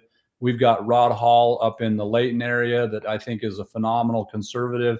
I'm running here in District 12, and I think with the addition of a few of us, with some of the current board members, I feel like our board has the potential to really move forward in a positive way with good conservative ideals in the state of Utah. So I'm excited about the potential of what we can accomplish over the next 4 years. I'm very excited about I'm excited that, and him and I both agree that education should be on the most local level. And so when you have, I really wish the school district actually had partisan races, because it does tell you so much about a person based on, the platform that they follow in their politics. And politics is in everything. People who try to stay out of politics, that's an easy way to try to stay out of the drama of politics, but it affects every aspect of your life, whether you want it to or not. And you're right, when we get conservatives on the school board, we're going to see a lot more, in my opinion. It's going to be more about learning and investing in these children's ability to be good members of the society, who can, they can fend for themselves. They can be if they want to work or if they want to travel, whatever they want, but they're free thinkers, and they're prepared for the world, and they're not victims of it. They're victors of their own story. And that's something that I think conservatives actually focus on, is the individual spirit and the entrepreneurial spirit, and the good conversations and the critical thinking. And I think colleges don't focus on that. So if we can get kids prepared in high school with those skills, in junior high, in elementary, I think that it would change the high school or the colleges. They would have to follow. They would have to, right? Because kids won't just go along to get along. They'll be prepared to stand up for themselves. I don't know. I think our colleges have failed their mandate of educating to a higher level for what? I agree 15 with years you. now? They have They've totally been able failed. to get away with it. When a college comes out and says, we're going to offer a course that you pay for, you go get a student loan in Taylor Swift. Come on. All right. No, the colleges have failed. The college by design. Yeah. And the people hiring teachers right now, or the acceptance to get these teachers, are expecting a certain type of teacher, which is that social justice stuff. And so if you are a good conservative, I wonder how many really good conservative teachers get to be themselves in college and still get that education and become teachers. I've heard about a lot of conservative people in college receiving lower grades. Yes, or they have to lie about who they are. And then they just start playing the game as they go along. Yeah. Mm-hmm. And I hate to see that, because I think we need both. I'm here to say we need both types of people. We need conservatives. We need liberals. And I mean that in the old sense. We need free speech, and we need thought and all of that. Well, we also need progressives. Sure. We need people to push the boundaries. But we've had a total takeover in the 60s. It was the exact opposite. Yeah. A lot of our government institutions, I feel like the media, we know where the media is at, right? Yeah. Education certainly has, is leaning to that left. And so it's, but we've also got to conservatives like to make money. And so we've got to make it a competitive market to attract good conservatives to the teaching industry. It's true. Yeah, that's true. So let's cut the administration, which would cut the progressive ideal, because that's a progressive ideal born out of FDR, was they're going to make a state where the educated run everything. And that's why they've thrown these administrations that it's all swollen. And it's not just in the schools. Every company you go to, count their numbers over the last 10 years, their numbers of administrators have risen. The employees haven't gone up. No, It's been risen. Like they're inventing jobs for administrators, for these college educated to sit and workshop. They don't produce. Right. They sit and workshop and support. So that's where we're headed. And FDR talked about it during the US's Great Leap Forward, or whatever they call it. I love that you're a conservative. We've got your website. If people want to get to know you and maybe offer to make phone calls and talk to their neighbors about you, and if you want, I'm assuming you take donations on your website. If anybody wants to show you support. Yeah, I appreciate that. Yeah, it's Mr. Cole Kelley.com. It's MrColeKelley, and there you go. There's the donate button right there at the top. I've got videos on there. One of the things you guys said that I 100% agree with, like the definition of insanity, right? Doing the same thing over and over again and expecting a different result. We've been complaining about teacher salary and classroom size for over 50 years. Yeah. And we keep doing the same thing and expecting a different result. I've actually got ideas on how we can reduce classroom size and we can increase teacher salary without raising your taxes. There's easy ways to do it. And I've actually got some videos on my website. Lead with that. Yeah.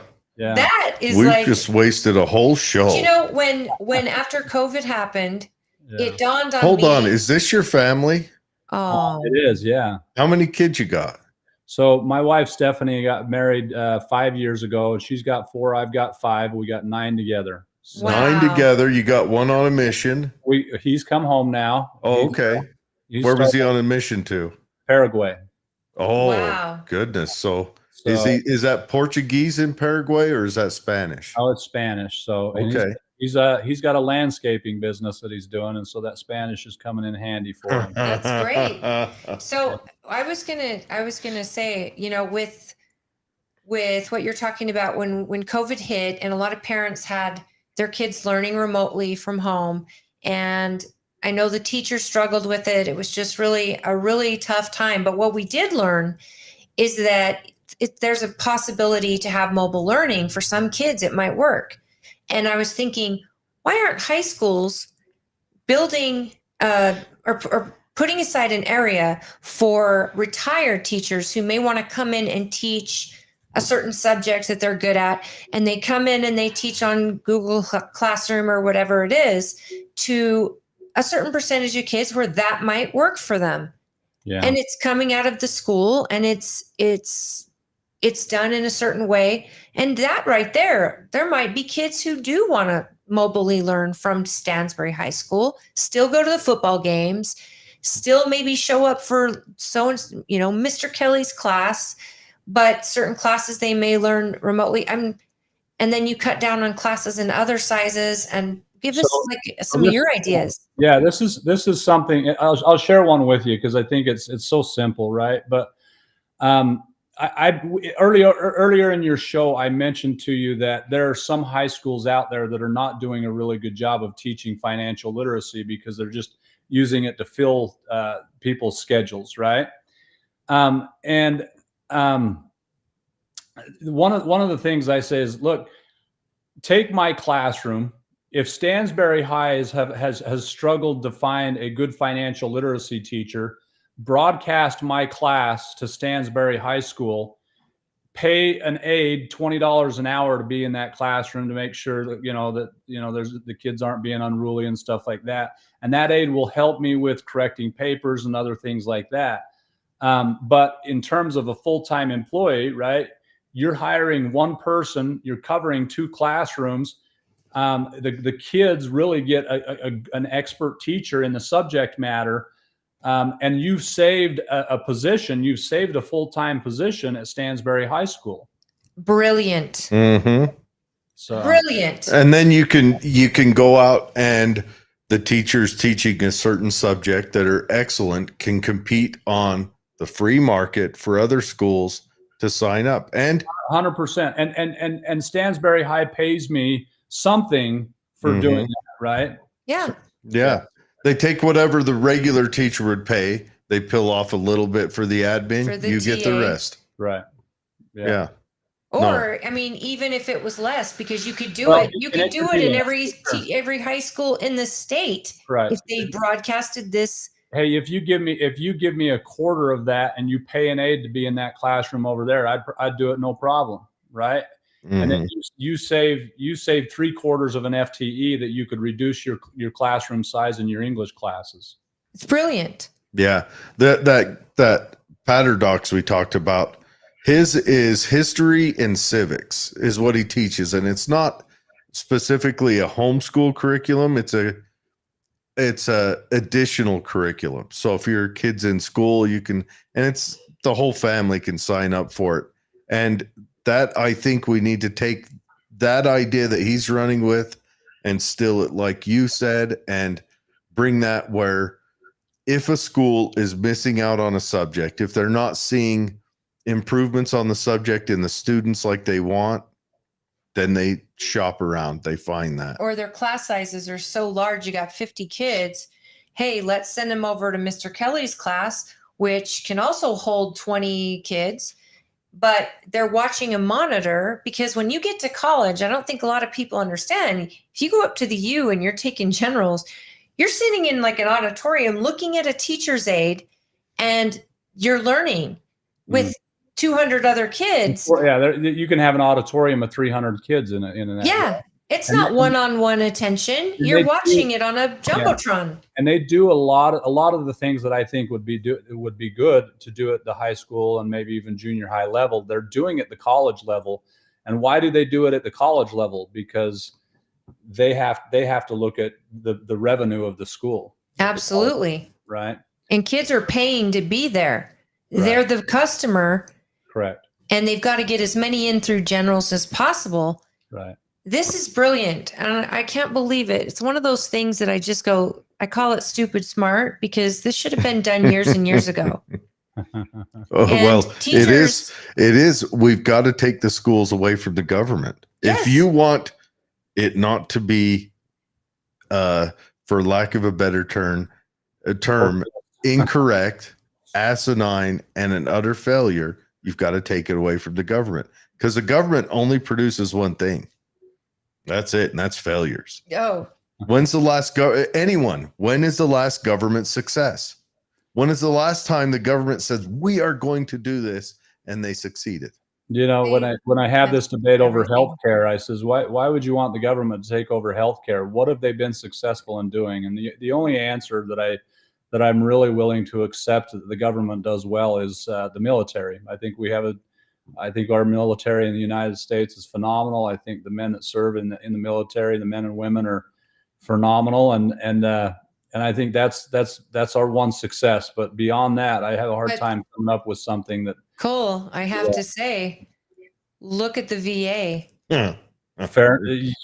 I'm talking about, and I'm not saying even that. I'm not saying even that all the wars that we've fought are wars that we should have fought. Right, but we do have an amazing military. Fight them, we got the right people fighting. I want to say the military is not a success. As a veteran, I can say that. Okay. The military is not. What? Soldiers are.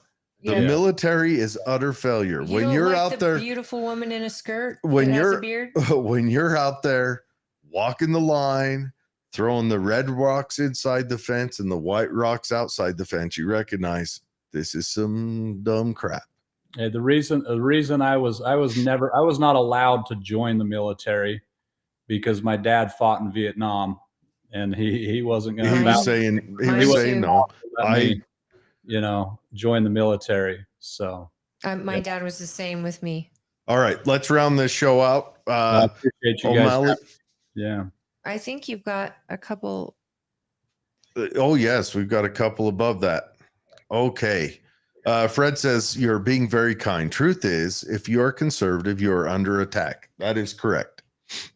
No joke. You're under attack. You really want to be under attack. Try being an anarchist. During COVID, I was very outspoken about masks. I was very outspoken about putting masks on our kids. You know, I had Good an for you. I had an incident where our school district kept pointing the finger at the Utah County Health Department. Hey, it's their fault. It's their fault. It's their fault. So I went and I said, all right, who makes up the Utah County Health Department? So I went to a board meeting of the Utah County Health Department, and guess who was on the board of the Utah County Health Department? The superintendent of my school district. Okay. And when I saw him there, I called him out and I said, how many people know that when you're pointing your finger at the Utah County Health Department, that you are on the board of the Utah County Health Department and that you are involved in making these decisions that are impacting our kids, right? Yeah, negatively. Long story, he ended up suspending me without pay for a day. He wanted to send a good, hard message that you're not to talk to me that way and you're not to step out of line. Yeah. So he used his position to punish you for he used his job to punish you because you spoke out against his political position. Correct. Yeah. That he should be, again, back to the tar and feathering. Don't you have a lawsuit option there? You heat the tar up to a good 130 That's degrees. freedom of speech, right? You know, he found a loophole. I dealt with it, but he knows this and he knows me well enough. You're not going to shut me up. But it oftentimes what it does is it's the ripple effect of other teachers that may think about speaking out. You know, Right. that's the part that really bothers me is, you know, more teachers need to have the courage to step up and say, this ain't right. But yeah, I was absolutely challenged them. And, in Alpine School District, we've had this mantra and this motto of data-driven decisions. And so my question to the board, my question to the superintendent is, what data is driving you to make this decision? Right. Show me the data. Show me the data that says that we should be putting masks on kids' faces and that's going to have an impact, right? Because where's the science teachers to come up and actually give you this data also? Right. You know, so I definitely researched that data, but yeah, I mean, and so it's, it didn't, wasn't something that I was, wasn't going to back down. Continued, and people knew exactly where I stood on putting masks on kids' face for an entire year. COVID was the perfect capture moment. Look what it did to our doctors and nurses, people who should recognize better, and the things they came out, the things most of them came out and said, and how most of them acted, and also they got silenced. Any doctor that spoke out against it, they got shut down. Yeah. There were doctors that had their licenses taken away. No, it didn't age well, though, did it? Now it's coming out. And what you said is you're disappointed that more teachers. Sometimes it takes, somebody has to be first. So you got punished, but you didn't ever back down. And that might be exactly what this teacher and this teacher need to see, that it's worth it if you're protecting kids. And this didn't age well, right? How many kids are behind and how many kids are socially in trouble and depression and, all these different things that we're dealing with because of that decision, and everyone pointing fingers. When a government has to do all this extra, to convince you to put something in your body, the average person should have their red flags going, wait a minute, if it's so great, how come I can smell someone cooking through this mask? If I can smell that particle, and then how is it protecting me from a flu particle? Right. All of this is common sense. And I think what we saw is people virtue signaling beyond, and then it pitting us against each other because the government loves that, but watching in real time how you can get a society to fall in line. Those of us that is were terrifying. Those of us that were standing up against it 100% know what gaslighting means at this stage. Yes. Because we were 100% being gaslit, right? And it was funny to me. I did have a school teacher. We were sitting around the lunchroom one time, and he says, I would never do what you do, Cole, but I'm glad we have you, because if we didn't have you, we'd probably still be wearing masks in school. It's crazy how many people come out in support of the message, but they believe it, but they're scared. They're scared to risk losing a day's pay or maybe being fired. And you know what? In our family, we had a situation. My husband was in the same boat. And I have to say that I said to him, I would so much rather you stand up for what's right in this moment, because he can get another job somewhere. Sure. But it is so important we stand up for right, especially now, even if we're standing alone, because it's worth it. It's hard with educate. We got golden handcuffs, Yeah. Our retirement's pretty good. Our retirement system is pretty good. And so I'm looking at this and I'm like, man, I'm so close to retirement. I like, just shut your, it's easy just to say, just shut your mouth and get in line and just right on out into retirement, but can't do that. No. Yeah, because they threaten your retirement, right? Sure. Well, if you get fired, you lose it. Yeah, that's insane. And yet you've put into it. It's insane. And I'm just really impressed. I'm impressed that you did that, because I know that I stood up and I was absolutely against the masking, and I pulled my kids out before they even mandated it in schools. And I was in those weekly meetings with the health department, and in my job, we had an outdoor venue and they're telling us people have to wear masks. And I'm thinking, we're 511 acres. I can have 20,000 people there and they never even get within 6 feet of each other. But the health department is saying, oh, no, the spread is 105 degrees outside. Like, what are you talking about? This is insane. And you are going to destroy our industry like that. I'm a wrestling coach, and there were states that were making kids wear masks when they wrestle. Insane. I like the one where you saw the band students with the hole cut out. Yeah, to play the trumpet. Yeah, I know, huh?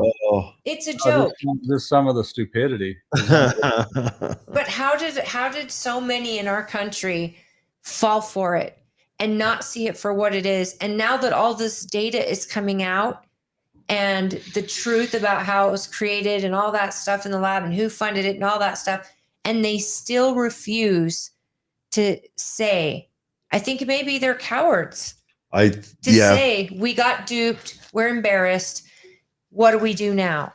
Just learn. That's all we ask you to do. Learn from it, and now look for the signs, because they're going to do it again. They're going to do it again. We need strong conservatives who have that sense of, common sense for one, and love of our children and the most innocent in our society, who genuinely want to protect them, and who know you don't kill an economy in the name of virtue. You don't do that, and you never give up your security or your freedom for security. And so I'm so excited you're running for this seat. I don't think people realize the importance of this seat. Like you said, it isn't sexy. Being on the school board isn't a sexy job. And you're not getting the attention that our senatorial or governor are getting. But I think that it's really great to have the support you had from your delegates. I too believe in the delegates, and I know how hard they work. But candidates that do make those 200 phone calls and do try to get in front of delegates and take that serious. What you did isn't easy. It's not easy, and it doesn't pay great at all, and it's a lot of work on your part, but It is so important. Well, thank you. Yeah, I appreciate that. Yeah, we gotta finish these comments off because I got a heart out.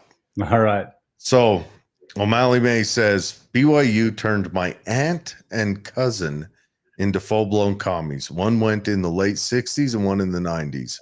Nothing has changed. I would like to see what they studied at the school too. I think that's important. Yeah, I think certain subjects obviously lean into, and it, of course, if you're studying humanities, you're, yeah. Gender studies. Oh my gosh. Yeah, anything under the humanities that's been lost. Most would argue the humanities showed up as a lost cause. I was definitely an outcast in the English education department at BYU for sure. I bet. Yeah.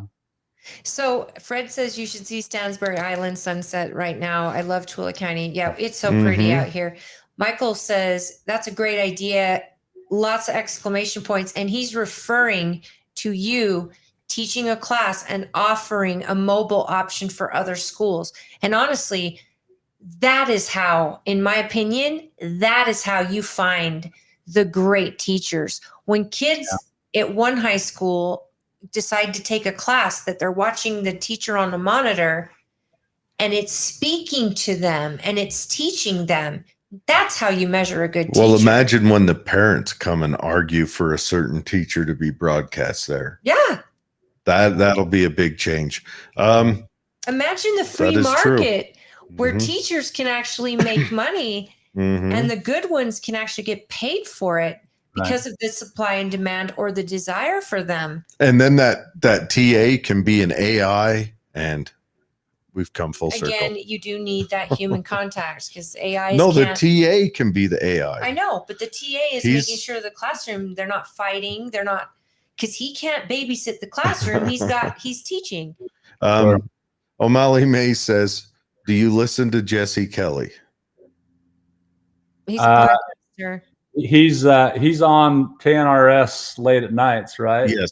After Ron Arquette. Yeah, I catch him often. Yeah, I do. Okay, good. Wow, that's all right. The first. Now that she's running around the block cheering, we can move on to the next one. O'Malley, is that the first candidate we've had on here that answered that correctly? Pretty close, yeah. That's cool. Fred says they won't do it to me again. And yes, talking about the mask, man. The COVID Fred theater. Was in law enforcement. Yeah. And look, law enforcement. Here's the bottom line: if we saw people dropping over dead left and right, we'd take our own measures. Absolutely. We'd figure out how to protect ourselves from it. And you know what they did back in the olden days? They looked at the data. Who was the most likely to catch it or die from it? And those are the people you quarantine and protect. And in this situation, it was people over 80 that had the higher. Why are we quarantining the entire country? I was screaming Sweden, Sweden, Sweden. I don't know if you guys thought, but Sweden did it right. Sweden, they let people live their lives. They didn't shut down their schools. They absolutely, but they were protecting the elderly. They didn't quarantine the elderly. They put protections in, and they spent their money towards the elderly. Correct. It's true, and that's what they did. That's what you're supposed to do, right? Yeah, who are the most likely? And I was watching Sweden, and you watch Sweden's numbers, and you watch what they were doing, and they started out with pretty high numbers, and then it's come down, down, down, down, down, and they ended up being. And it's like, Sweden did it right. They were doing it right the whole time. Any common sense person, if you just would have watched what Sweden was doing. Well, you got the World Health Organization saying that they're the devil and they're going to fail. And you have to have strength in leadership and government to say no. And I hope when Trump is elected, he learned. Yeah. That's all I'm asking. I hope that he learned you can't trust people because you got to know what the data is, and you better be damned. You never forfeit your country's economy for protection and fear. Fear only makes us do bad decisions, and it makes us irrational and emotional because we're humans. But I call it fear porn because there are so many candidates who run on it. There are so many businesses that'll do it. It's infectious, and we've got to recognize it, and then we've just got to be done with it. Mm-hmm. If you're trying to make me so afraid, you have something to hide. Yeah. Just tell me the truth. What are we dealing with? And give me the data, and let me decide for my family what is best. Right. Yeah. It's how it should be. I agree. O'Malley says her aunt was in English literature. Sounds like she went through the same trenches you did. There you go. There you go. But she was one of those who drank the Kool-Aid, for lack of a better term. Or okay. If you want to be historically O'Malley correct. says, yes, he is the first. The flavor aid. You're the first. This woman loves Jessie Kelley, speaks to her soul. So do many of our viewers. And I mean, I listen to him, but not daily. Mm-hmm. Fred says human agonies. And then Fred also says he got vaxxed to fly to New York to see his newborn granddaughter never again. And that would be, all right, I'm going to say, here's a hot take. Fred, you've lived a good life. And to make that sacrifice to see your grandbaby, I wouldn't blame you a second for it. If my kid would ever get off his butt and make me a grandbaby, I would walk through fire to see the grandbaby. I'll tell you another BYU story, and this was one of my kids. So I have a daughter. She was a dancer at BYU. I don't know if you've heard of the Cougarettes. Yes, everyone has. Okay, my daughter was a Cougarette at BYU, right? And she was there during the COVID issue, and she did not take the vaccine, right? And she had to jump through a whole bunch of hoops at BYU to be able to do that, right? And this frustrates me to no end. But her team was scheduled to go perform at the Jazz game, and they were performing at halftime. And they asked, "Are all of your girls vaccinated?" And they said, "We've got one girl that's not." They said, "Then you can't come," right? So the whole team or just her? Nope, the whole team. Oh man! Right. So now imagine the pressure that's put on her. Hey, you got to do this. You got to do this, right? Yeah, because she's hurting everybody. Yeah. So she ended up under that pressure. She ended up taking the shot, and that's the frustrating part for me is that the Jazz organization, forced, and ultimately she did have that choice, but she had her entire team kind of against her in that moment, so they could co-perform and have that opportunity. And that's probably. It was those types of situations that just were frustrating to me. People don't realize the government didn't have to do the mandates. Yeah. All they had to do was lean on corporations, and corporations and unelected bureaucrats made decisions, and corporations enforced them. You couldn't fly without a vaccine. You couldn't leave the country or enter other countries without certain things. I mean, people that had their jobs, their companies were high pressure. You got to get vaccinated or you're not going to work here. I mean, the government didn't have to do anything. They just had to say, oh, no, it's up to each county to decide their mask and stuff like that. Oh, no. If you had a job that had you worked for any type of corporation, they were mandating you or you were out of work. They were pressuring. There were a lot of corporations that looked at the mandate and wisely said, if we mandate them and anything bad happens, we have to pay that person forever. So smart corporations didn't mandate. No, they didn't. But they suggested. The government gave them an out. The company I work for, well, the government tried. Biden, the mumbler in chief, he tried pushing it through OSHA, and OSHA said, "Oh wait, we can't do this through OSHA because OSHA got hammered pretty hard by the Supreme Court."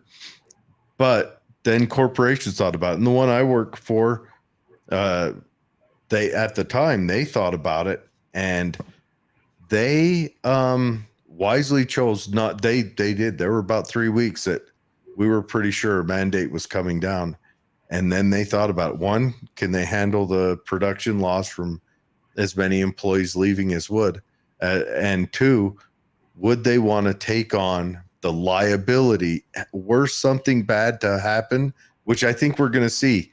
We're seeing just it now. just looking around. I think premature births are up because I never saw them all the time before, and I see them all the time the now. death rate of infants are up. Yeah, and pregnancies are but horrible. Yeah, yeah. My daughter's married now, and I do worry about that, right? So, well, Dr. Peter McCullough was one of the doctors that was shamed ridiculously when he came out against this, and now he has a website called the wellness something. Oh my gosh, I'll put it in the comments. There's a lot of stuff. But he and a bunch of other doctors developed something called this. It's called spike support, basically a drug that is designed to find the spike protein in your body and kill it. Not kill it, but flush it. And my brother was in law enforcement, and he was voluntold he needed to get that shot. So he didn't have a choice if he wanted to keep his career, which law enforcement, like a teacher, isn't something you just quit one day and do something else. It's your life.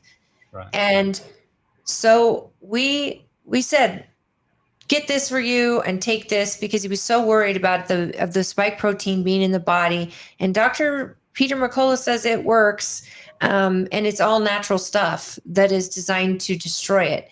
Whether it works or not, both my husband and I took it because we'd had COVID, and we thought, okay, maybe this will, clear things up. We felt great after. And I mean, it's something maybe she should look into. There are vitamins out there that would help. And hopefully enough time has passed where she should be fine. I'm praying. And it's not a lot. It's not everyone, right? Yeah. It's a portion, but the CDC now is releasing a lot more information on the downsides of it. And we're just seeing some really terrible things. There's going to be some studies in the future. It'll come out. Then there's going to be lawsuits, because I know one court ruled that you called it a vaccine when actually it wasn't. And so who are you people going are to sue, taking though? it to the Supreme Court. You're going to sue Pfizer. You're going to sue those companies. Did Pfizer call it that, or did the government call it that? They sold it as a vaccine to the FDA. But anyways, I've got that hard up against it. Cole, thanks for coming on one more time. That's MrColeKelley.com. For you guys down there in Orem, Springville. It's Vineyard, Orem, and Linden. Vineyard, Orem, and Linden. And then it goes up to Wasatch County, Duchesne County, Uinta County, and Daggett County. So, yeah. Wow. So that's 5 counties? So, yeah. For that seat. They peeled him off. It's the east side that. Well, let's have him have the last word and close us out. Hey, I appreciate you guys letting me come on. I'm excited for the opportunity to serve on the school board, but we've got one more step to go. So if you could have a chance, if you're in District 12, make sure you check that box for Cole Kelley, the Republican nominee for the Utah State Board of Education. Perfect. Excellent. I couldn't tell you enough, all of you. Voting this year, please do not assume it's in the bag. Please do not assume we're a red state and it doesn't matter.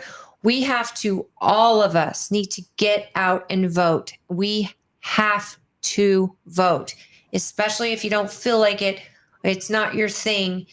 This is the year that will decide our future. And we really, from the school board to the presidency, all of it matters. All of it matters. Thanks for coming on, Cole. Thank you. It's so nice to meet you. And thank you for doing what you do. Have a good night. Yeah, you too. All right, everyone. That's it. We'll be back. What do you have a heart out for? What are you doing? Because it's 9 at night and I got to wake up tomorrow morning. Oh, you work tomorrow? I've got the range tomorrow. Is that work? When I have to wake up early. When it's a good time, is it work? Guys, we'll see you guys later.